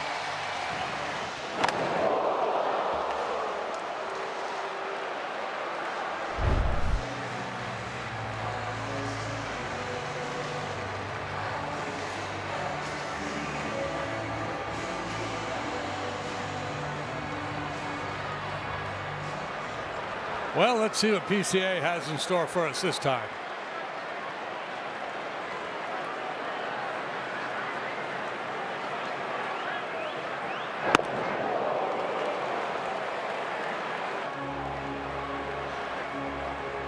long history of the Chicago Cubs. Most multi-home run games before turning 25. PCA is the leader of the pack. Gonzalo, Riz, and KB. Foul back our way. Pete does not turn 25 until March 25th.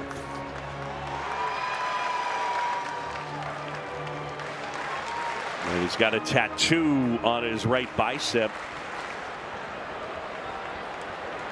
25, and that is kind of a double meaning tattoo, but both he and his mom are born on the 25th. He's born on March 25th and his mom on August 25th.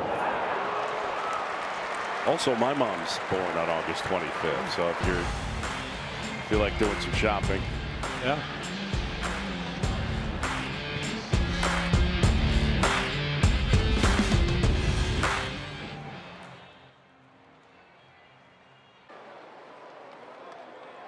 Lakeside Bank, it's about time. Tyler Ferguson in for Shota Imanaga.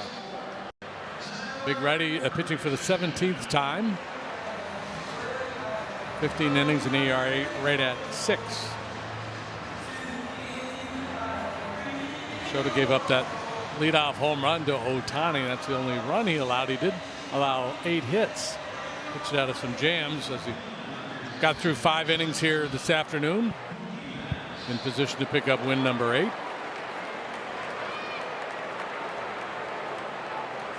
Betts has been good. He's 2 for 2 here this afternoon.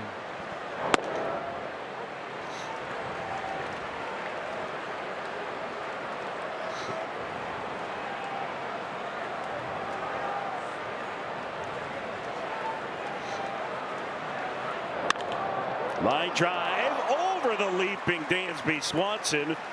And Mookie Betts is 3 for 3 with 3 lasers. The Dodgers kind of scuffling here offensively for a good while now. If they get Betts going, they get Tucker going, that could change the narrative.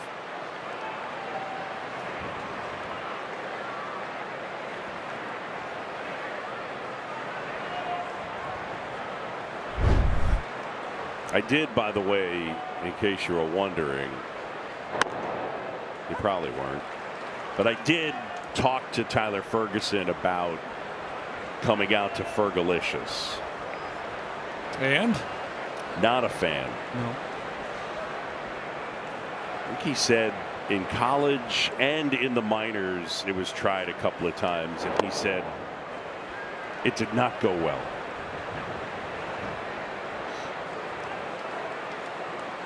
So that's that. That was with a shot, Boog. Yeah, it was. Tyler recorded 1 out in the ball game last night.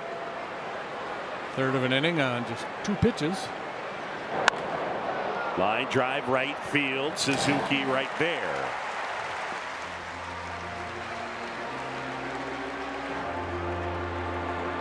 Cubs bullpen entering today 13 2/3 innings, 6 hits, no extra base hits, and no runs allowed. Pretty great.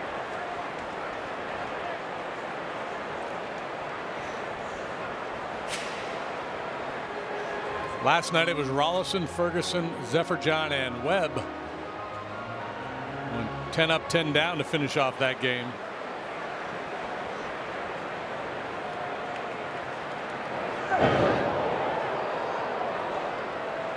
JD, that last graphic, the headline was "What a relief!" Yep.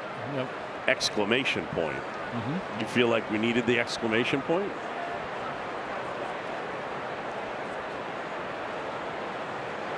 It adds a little something.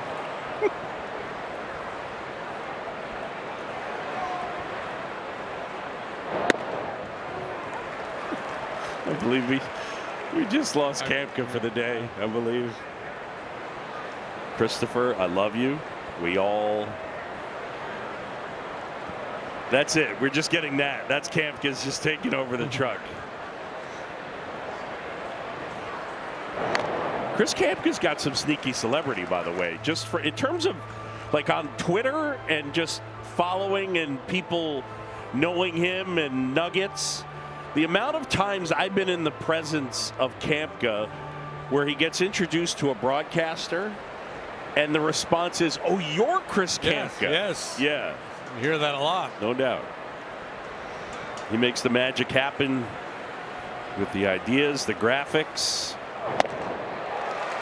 Rojas down on strikes, and Ferguson gets him.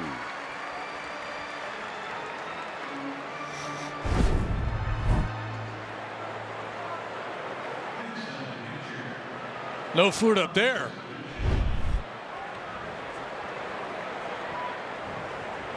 Not for Rojas.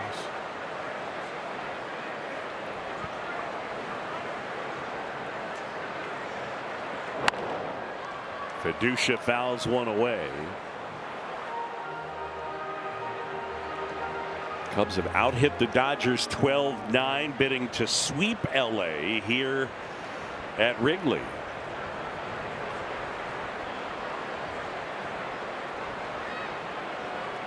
Betts at first.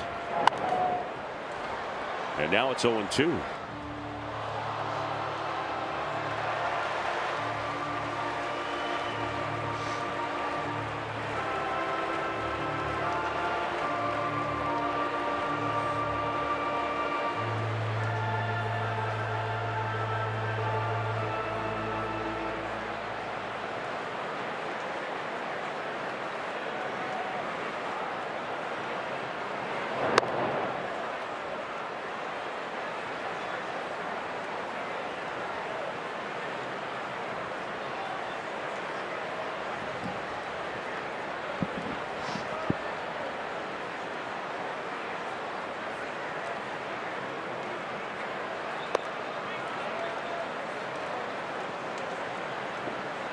Brewers play the Pirates later on tonight. Cubs 5.5 games behind.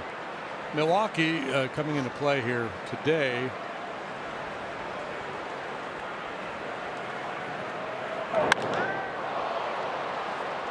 Center field, Tyrone Taylor's been busy today. Makes the catch, and Ferguson pitches around a leadoff single. That guy right there, Chris Kamka. Make who? Me? You. You make the magic. We love you, buddy.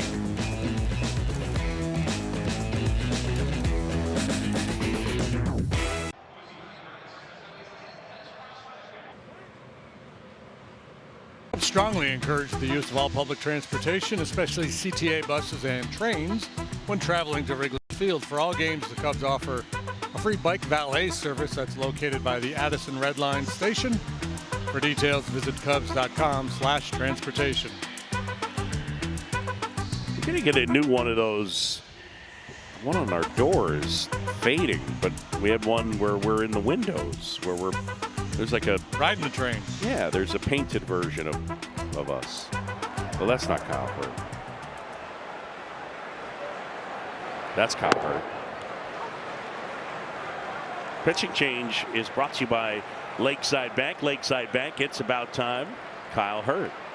Kyle Hurt, fastball slider change. 35 1/3, 458. Ooh, there's a good change. Yeah, he likes it a lot. Throws that 35% of the time.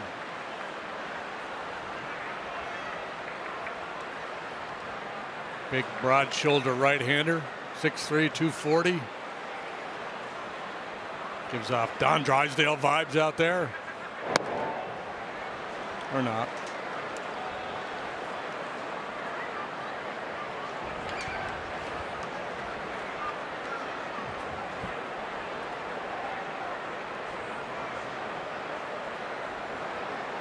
The 1-2.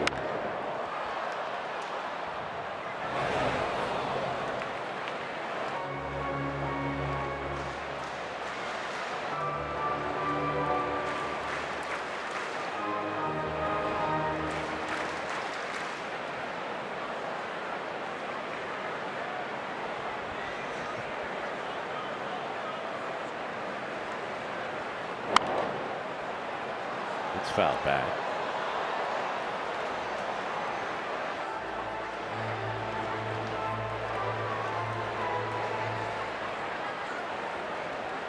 Comes from a football family. Kyle does. His dad played football at Ole Miss, and his grandfather played at the University of Tampa. Also played in the NFL for a year.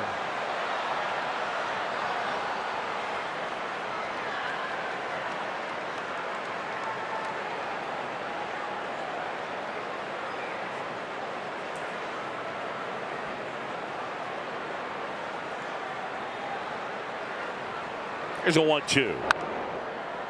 Oh boy.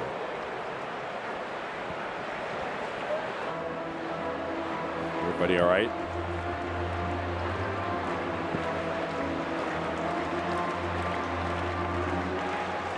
Not a lot of room in the foxhole to Yeah, you're not kidding. move around.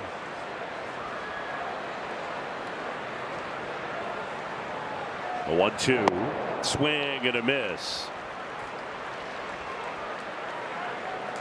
Time now for the AutoZone Road Ahead upcoming schedule, and well, still to come tomorrow, that makeup game of the rainout against the Blue Jays, 1:20 right here on Marquee, and then 3 in Kansas City Friday, Saturday, Sunday, off day Monday, then to our nation's capital, and then we're back for the Cardinals and the Sox.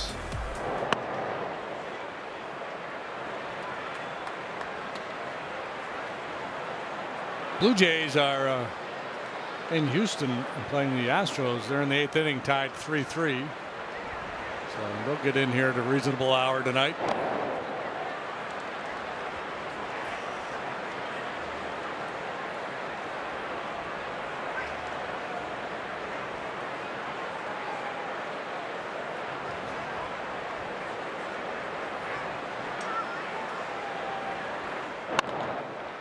On the ground to third, Muncy to a knee and throws him out.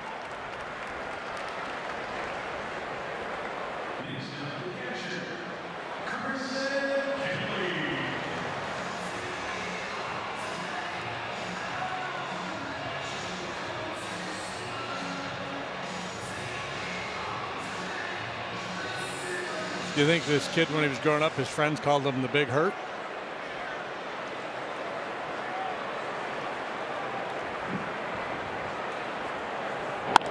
I don't know. Center field, Pages. And now, deep thoughts.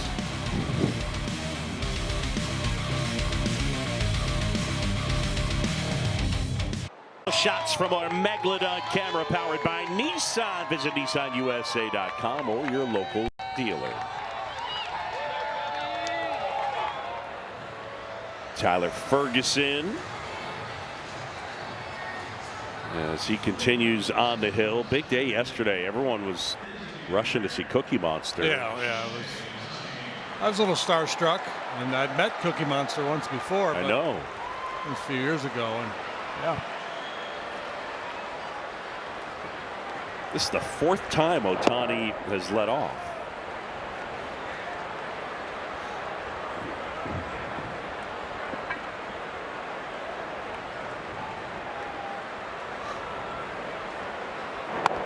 By the way, Coop just dug up a really random stat, but this is true. This is the first game in Major League history where each team hits a left-on-left leadoff homer. It had never happened before.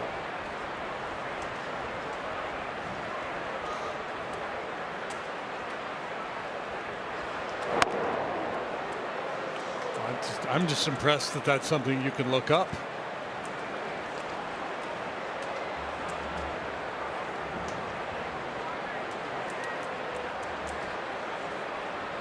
Also, we talked about August 25th being Pete Crow Armstrong's mom's birthday, Ashley Crow, and my mom's birthday. It's also Doug Glanville's birthday, August 25th. So again, coming up, it's right around the corner. You got 20 days. Swing and a miss, and Ferguson gets Ohtani.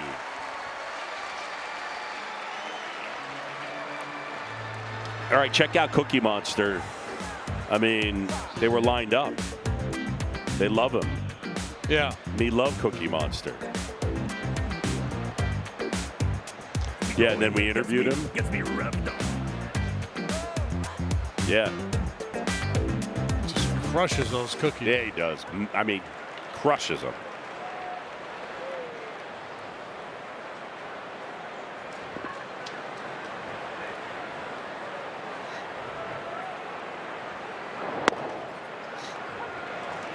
By the way. Where'd you get that from? T-Mac. We had some. Don't worry about it. We had some of the winning cookies up here from yesterday's competition. Did you steal those? I did. What are you going to do about it?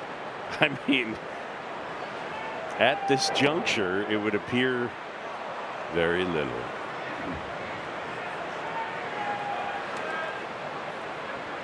She's a cookie stealer. Get her some milk. You need some milk. I'm a chocolate chip cookie lover. Are you? Yeah. Ask JD, he knows. Yeah, I got a text from Joy yesterday, our flight coordinator. When we travel, and Joy knows what everybody eats and drinks. And once she saw Cookie Monster up here, she sent me a text.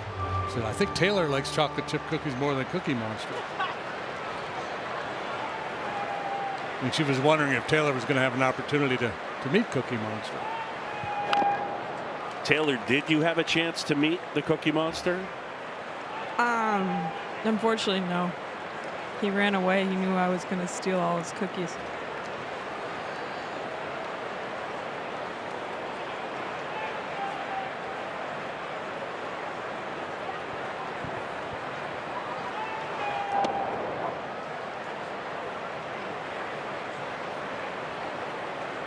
Two and two on Andy Pages. Pages got a single sandwich between a couple of flyouts to center. The Dodgers have had good at bats today. They've got 9 hits. They've hit the ball hard. They had a couple balls just missed flying out of here. This could be a different feel altogether. Still a comfortable 5-run lead for the Cubs as we work through the into the later innings here. Oh, look out! Did that get the manager? The manager went leaping. The manager's okay.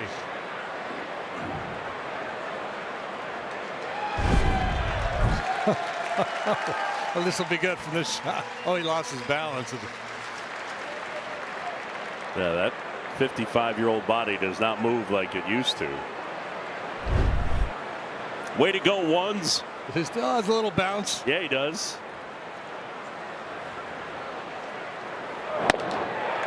Swing and a miss.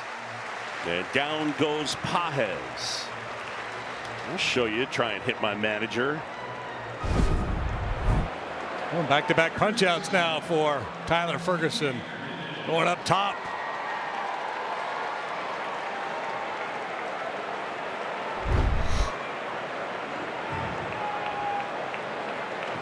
Here's Kike Hernandez now. Came on defensively to take over for Freddie Freeman and takes outside.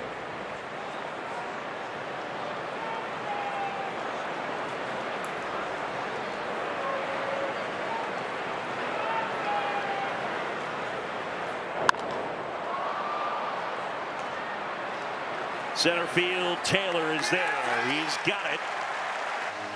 And we're midway in the 7th. Time to stretch. 7th-inning stretch brought to you by Budweiser. For 150 years, this Bud's for you.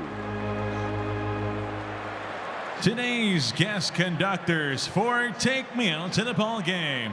Women's Pro Baseball League players Jada Lee, Kylie Launders, Alexia George, and Jordan Eister. All right, Cubs fans, let me hear ya. A 1, a 2, a 3. Take me out to the ball game. Take me out to the crowd. Buy me some peanuts and Cracker Jacks. I don't care if I ever get back. Root for the Cubbies. If they don't win, it's a shame.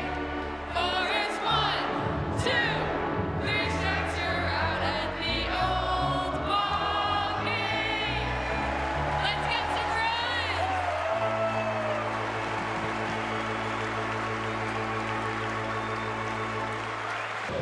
2027 All-Star Game at Wrigley with new novelties and accessories from Ivy Shop. Shop the collection at ivyshop.com or in-store at the Cubs store at Gallagher Way. That's cool. I like it.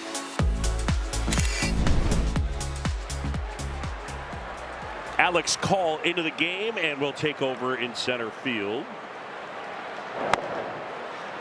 As Hurt delivers a strike to Michael Busch.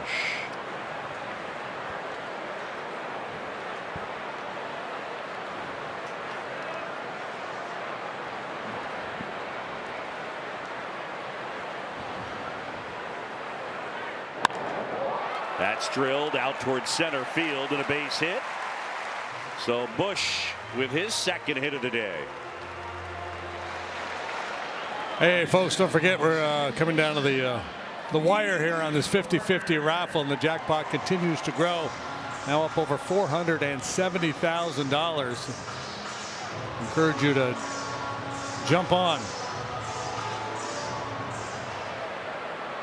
Cubs.com/raffle for those of you here in Illinois. It's moving towards $500,000. Yeah, it is.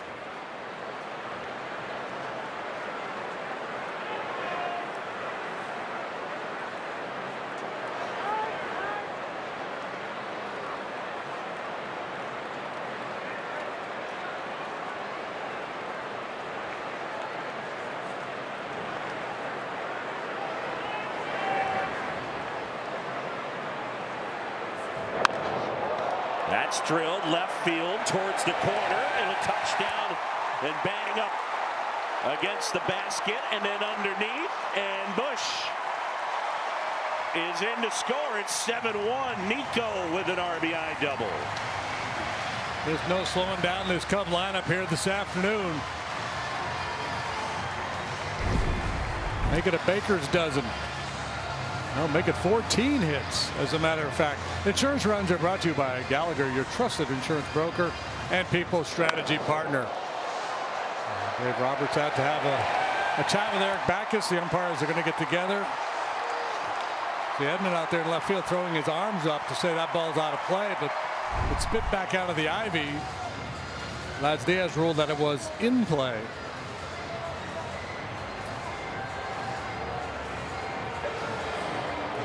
Los Angeles is challenging the dead ball in left field.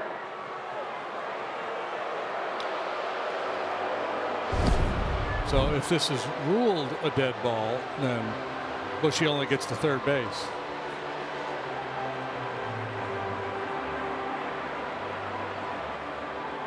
Edman throws his hands up, but it's the umpire's call, right? And then it rolls out and he plays it.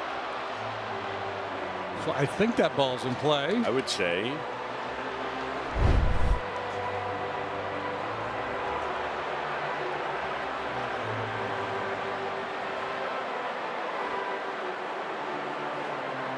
I mean, that's a great example of they're taking a second look. A second opinion is always a good idea. Get yours at Northwestern Medicine. I don't have the foggiest idea of what they're looking at. Like, is there an amount of time it disappears into the ivy? Yeah, is there like some kind of a 3-second rule? Right. No, I think it's just strictly an umpire's judgment. After review, the call's been confirmed. The ball is live and in play. Los Angeles loses their challenge. Didn't quite make out what last said. That the ball is what? Live and in play. Live and in play, yeah. You are looking live. It's a 3-hit day for Nico.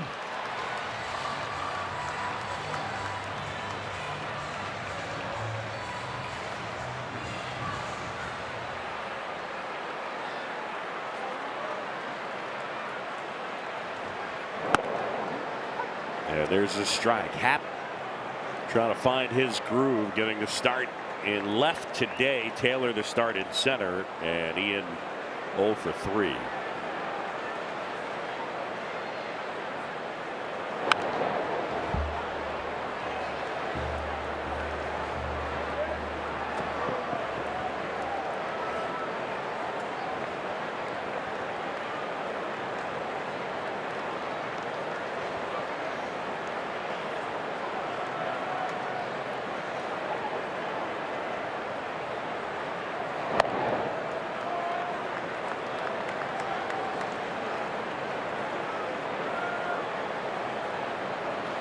struck out Ian last time with a high fastball. That was when Enriquez was in the game. It was 100 miles an hour. This kid doesn't quite have the giddy up on his heater. I mean, it's a good one.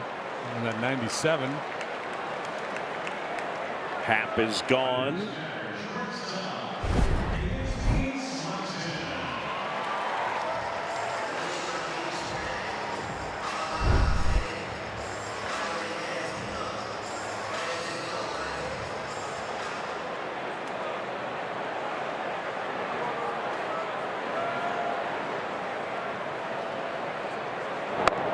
Dansby takes up and in. Swanson had 3 hits last night and an RBI double and a run scored his first time up. We were showing how, Nico got off to the hot start in the power department and then had the homerless stretch. Dansby ended a 25-game homerless streak.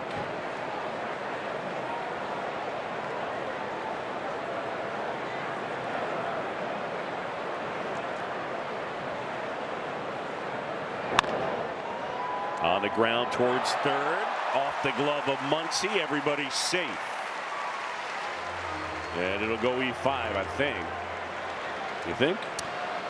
Yeah, I mean, it's a tough play. Tricky little hop he has to contend with here, but. Yeah, I'm not sure he's getting him there. It'll be E5.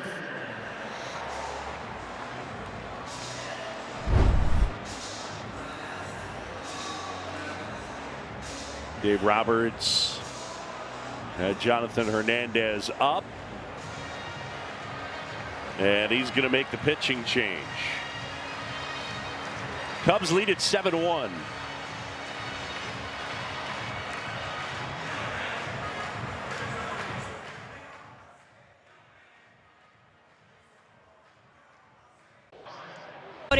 They're still deciding what's next for Hobie, and then Cabrera, you're looking at probably another outing as well. But then you think about Cabrera getting healthy, Boog, and you think, well, where does he fit into this rotation? And Craig Counsell before the game saying, look, there's competition in the starting rotation right now. That's a good thing. You just need as many good arms as possible, and everything will work itself out. Yeah, there's no doubt. I mean, there's going to hopefully end up being a logjam, but at the moment, somebody's going to end up down in AAA that doesn't want to be in AAA. Yes. He's going to end up in the bullpen, perhaps, that doesn't want to be in the bullpen. But when you're trying to do big things and you make moves, improve your roster, you guys are going to suffer because of it.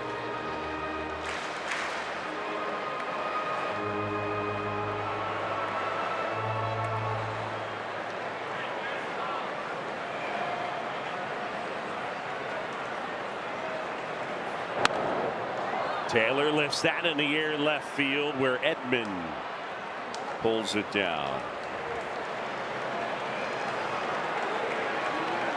Drum roll, please. We're now over $500,000 in the 50-50 raffle. Wow. I feel like Jerry Lewis on Labor Day weekend.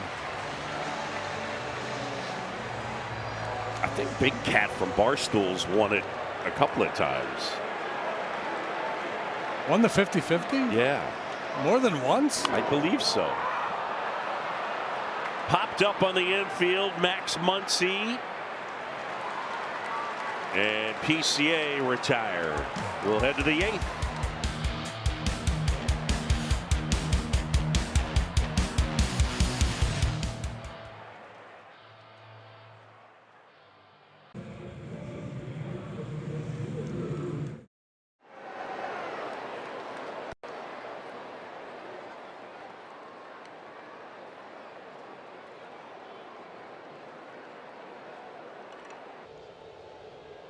Cubs with the lead. Shota Imanaga, a solid 5 innings, gave up the 1 earned on the homer to Ohtani. Pete Crow Armstrong, another huge day. 3 hits, 2 homers. He's knocked in 4, and here we are.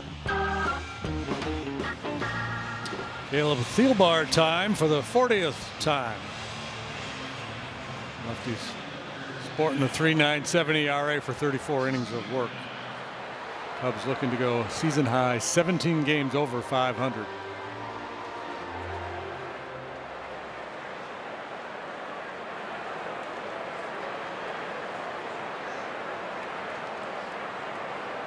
Tommy Edman, and a curveball misses low.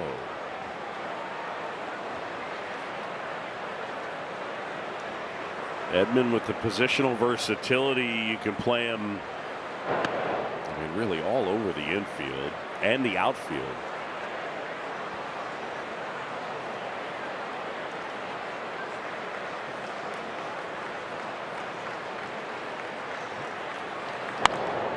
On the ground, look out Dino Ebel.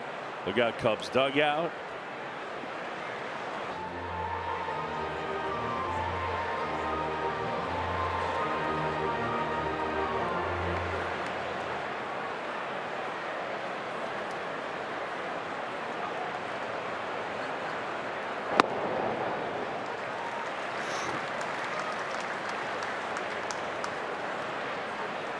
Edman probably thought he was going to see a little spin there on that one. 2-2.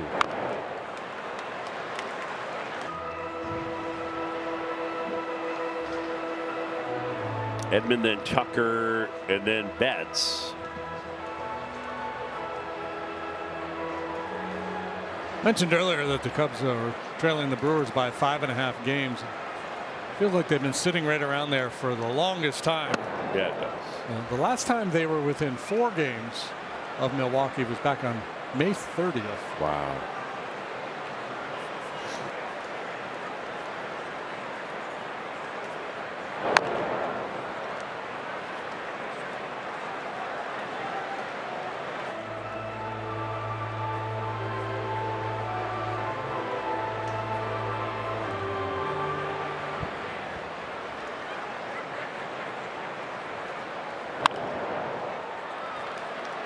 Fly ball left field. Ian Happ out number 1.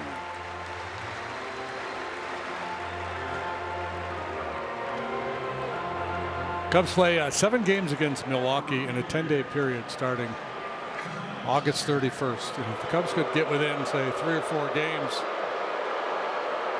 of the Brewers by then, that would be really interesting as the boos rain down yet again on Kyle.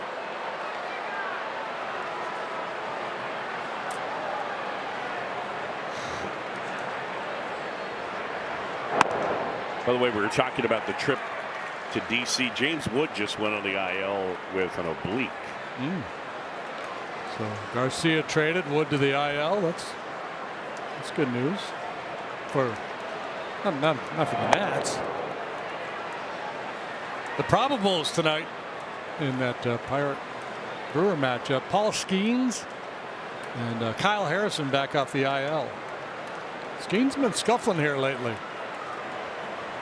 The 1-1 swing and a miss.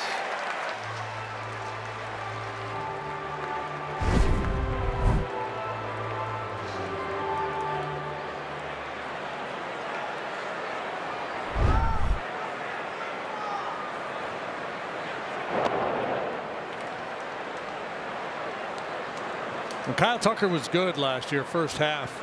He made it look so easy. Yeah. And just like he was hitting the ball on the screws, no doubt, 2 or 3 times a night. Like that. Yep.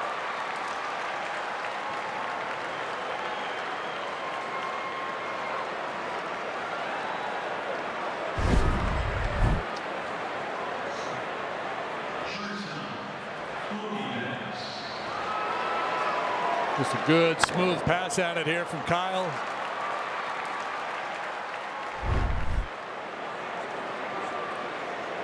Dodgers now with 10 hits. There's been 24 hits in this game, 8 runs scored. There hasn't been a single walk issued here by either side today. This dude. Yeah, he's locked in, huh? Starting to feel a little better.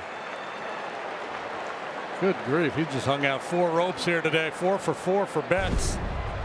Dodgers showing a little fight here in the 8th.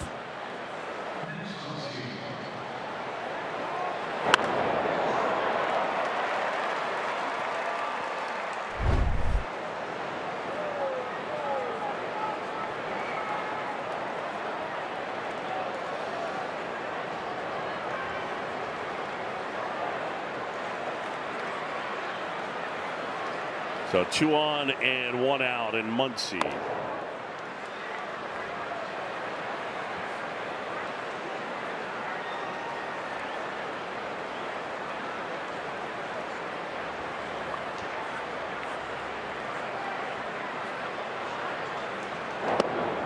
Went too far that time.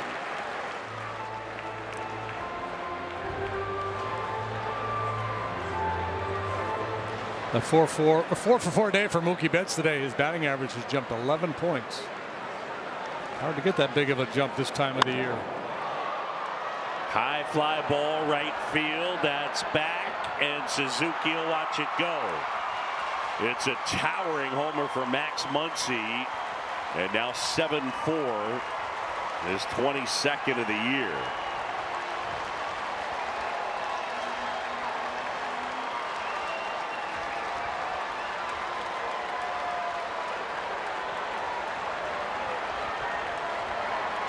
That was as high as it was far. Yeah, usually you see a ball with this trajectory. Watch his eyes, how he looks up. High hit that ball. You don't think it's going to have enough carry to get out of here, but he is strong. Maybe a little helping wind in that direction as well. Long balls have been an issue for Caleb. You can see he's clearly frustrated. Watch his eyes.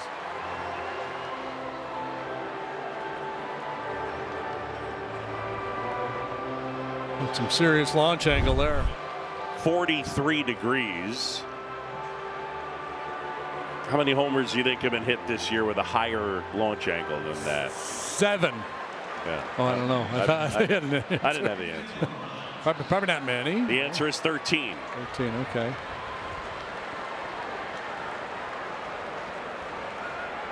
Somebody always has the answer. Well, it's usually Cooper Kampka. Well, now we got a little drama here. Drama. There's a new guy. And Zephyr John cranking it up. Made his Cub debut last night. Out into left center field. His Happ will pick it up. And with a perfectly accurate throw, what else is new? We'll hold Rojas to a single.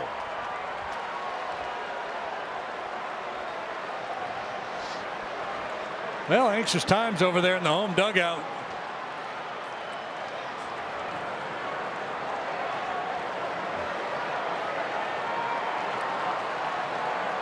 Craig Counsell trying to get Carson Kelly's attention to go out and talk to Thielbar, maybe buy a little time. Wants to make sure that waiting to make sure that Teoscar Hernandez is announced. I don't know if Zephyr John has had enough time to get ready or not. Yeah, so here comes the conversation.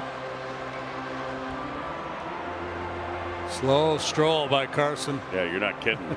And again, remember, there's a man at first, Teoscar Hernandez being announced, and remember who's in the on deck circle.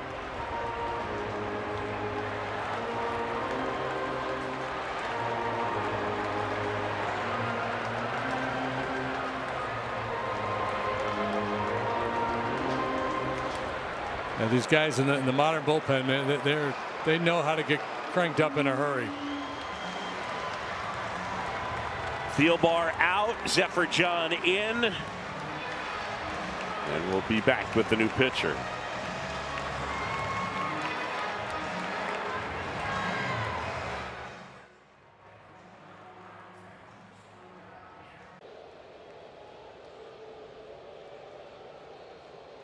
At MLBshop.com, from official jerseys and memorabilia to hats and hoodies, we've got the season covered. Visit MLBshop.com/Cubs, the official source for your Cubs gear. Yes, good waivers. Swing and a miss from Teoscar Hernandez as Zephyr John beats him with a fastball. And 96 miles an hour, maybe a little cut on it. 3 up, 3 down, 9 pitches in his Cub debut last night.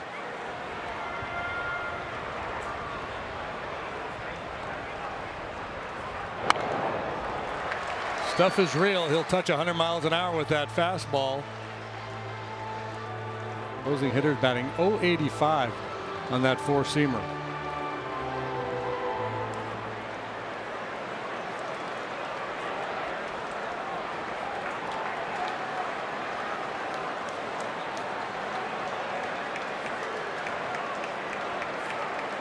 One out, man at first.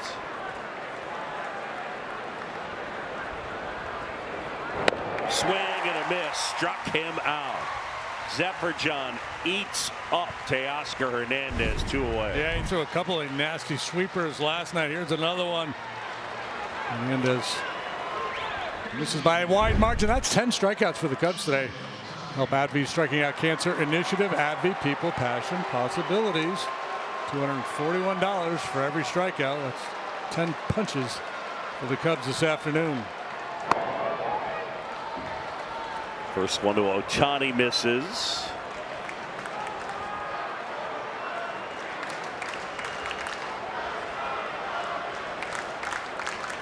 Rojas at first, 2 away. Cubs up 7-4. There's a strike.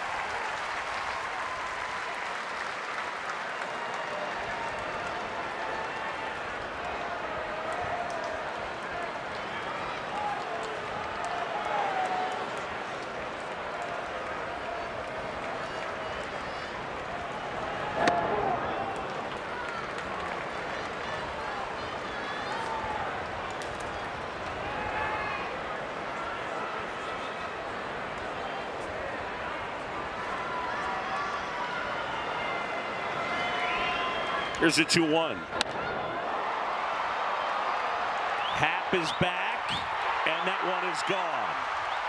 Ohtani the other way, and that will draw the Dodgers within 1 as he'll finish his trot. He just reached out and poked it.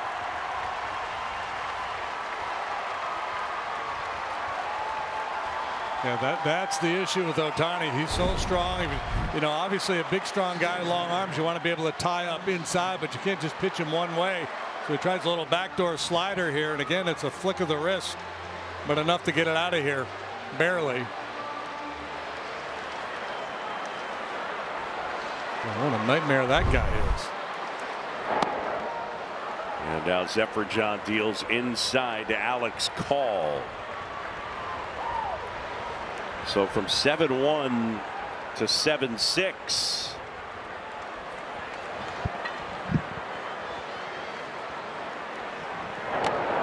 And that hit him.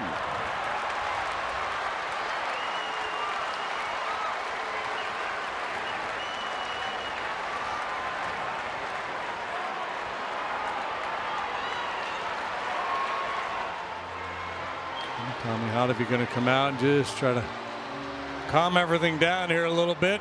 It's Kike Hernandez in the box, not Freddie Freeman. Freeman left back in the 5th. His last at bat, there was a pitch that hit the knob of the bat. I don't know if it was then or a swing later on in that sequence, but clearly something bothered Freeman.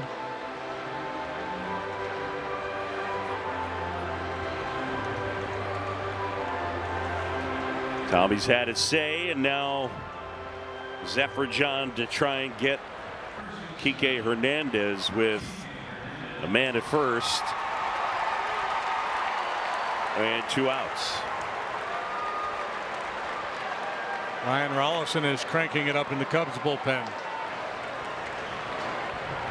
Dreyer and Phillips up for the Dodgers.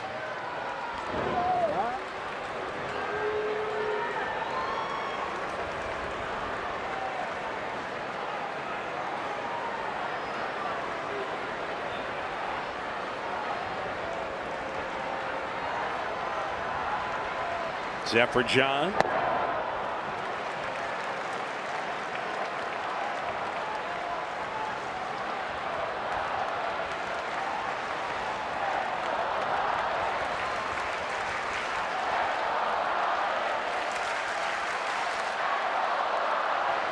The 1-0. Foul back.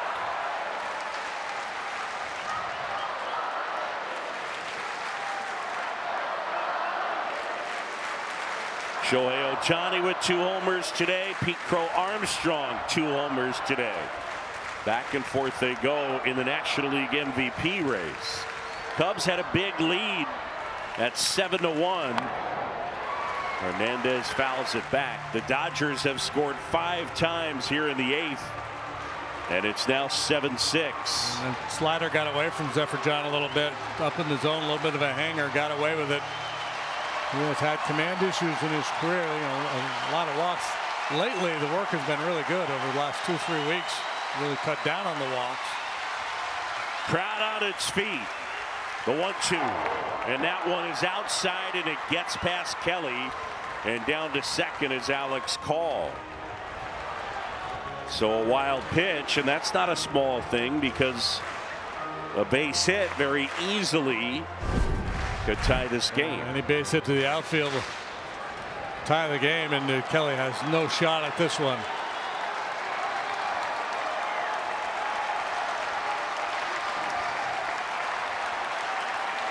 Right-hander ready. Now the 2-2. And he got him. Dodgers leave a man, score 5 times. We'll go bottom 8. It's 7-6.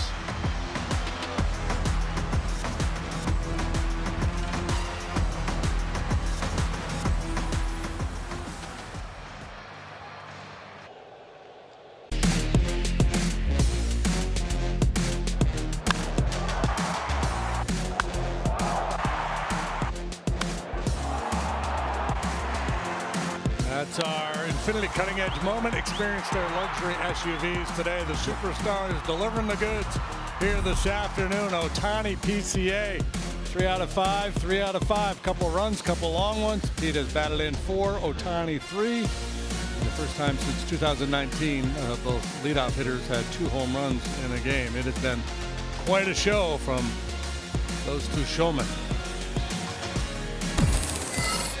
Bottom of the 8th. And the Cubs leading it by a run.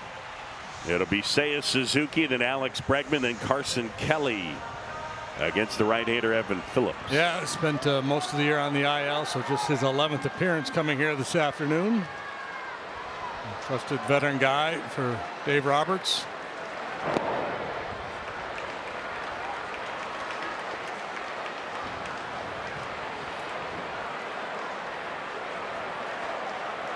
Suzuki 1 out of 4 with a double and a run scored. Oh, it's starting to rain, and rain hard.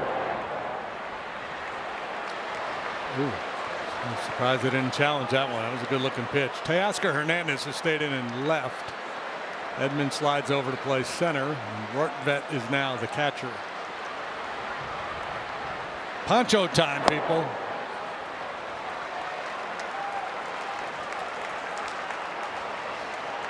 There are your changes. Yep. Highlighted in yellow. There's Teo.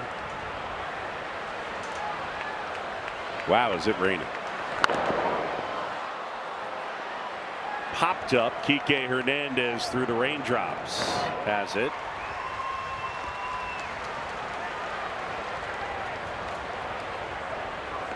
Let's say some confusion at home plate.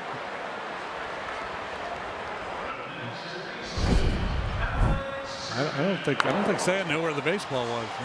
He thought perhaps he fouled it out of play. Yeah, that is. I think that's what he thought.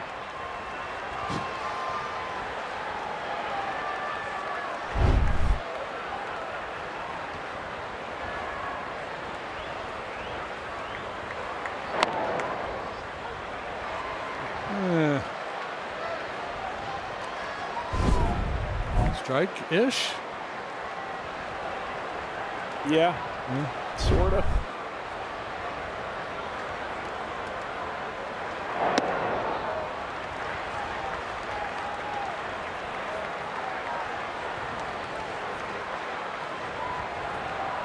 Rain continues to fall.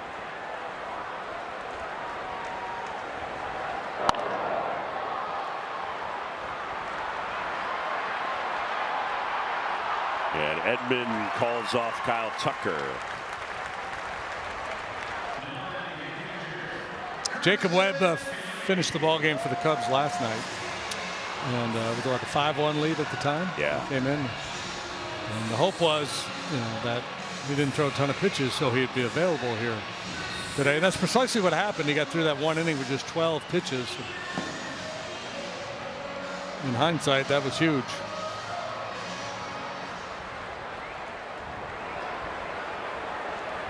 Two down, it's Carson Kelly.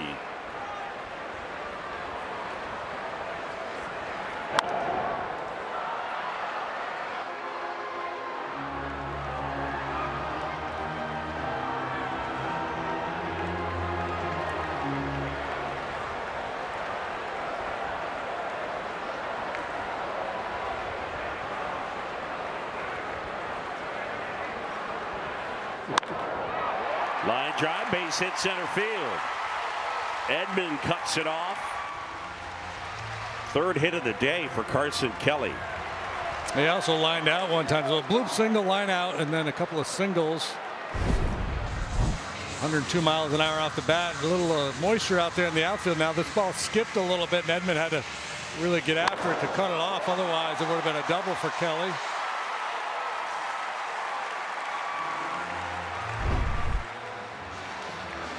Dave Roberts out of the dugout, takes the baseball. We've got a pitching change.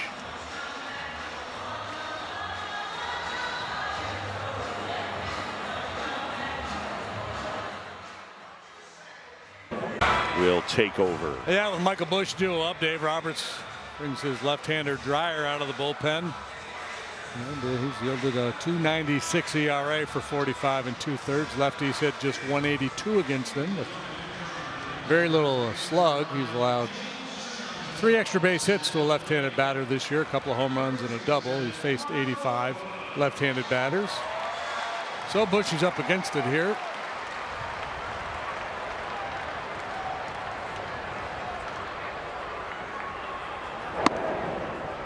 And there's a strike to Michael Busch.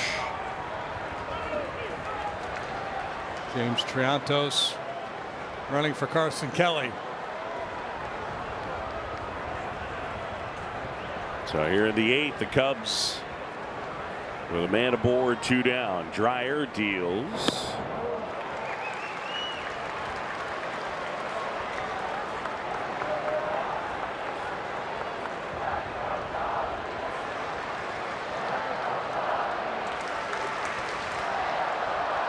Michael today with a pair of hits. Cubs with 3 guys that have as many as 3 hits. Horner, Crow, Armstrong, and Kelly. Popped up Muncy. And makes the catch.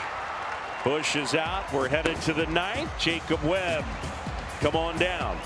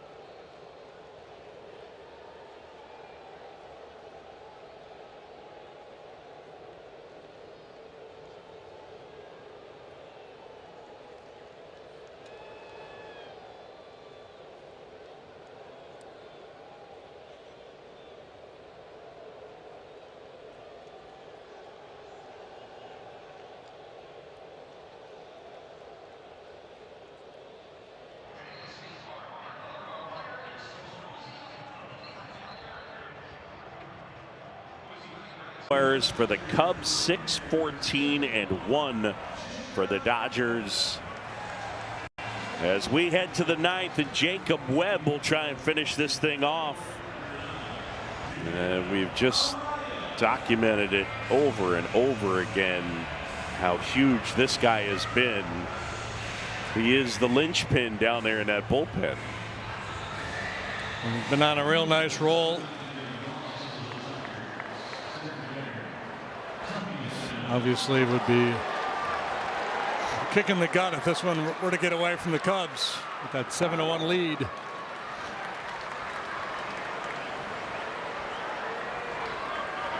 "11 different pitchers have worked in this game.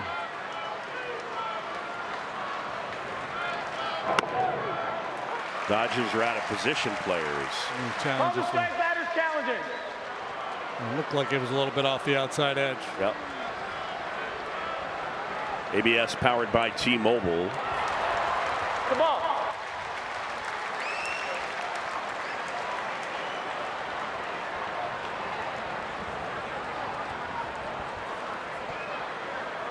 So now 2-0. Webb. Michael Busch to Webb. Edmonds out.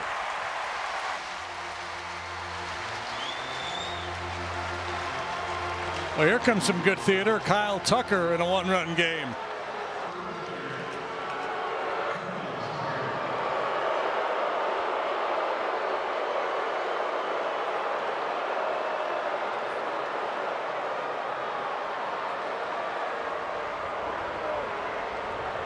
Tucker with a hit in 4 trips, single to center in the 8th.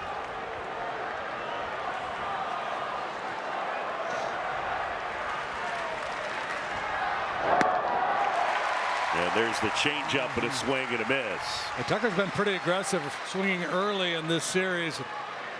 We saw fastball out of the hand, and that is the best pitch for Webb, that change of pace. One of the best in the game.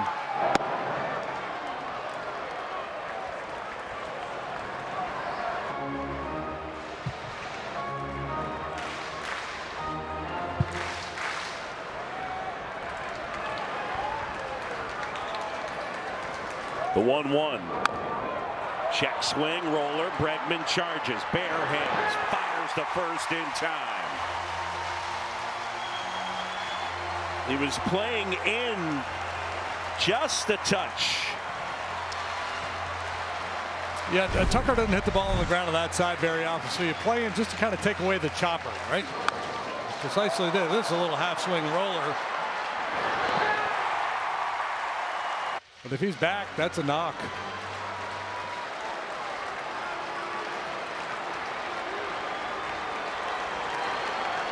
Webb loving it.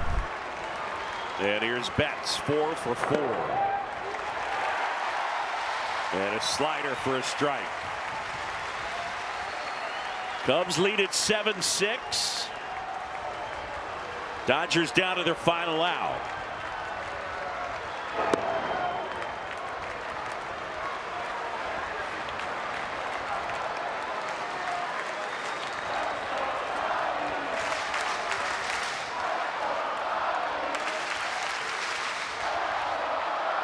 The 1-1. Cubs have both their challenges left. Dodgers have one.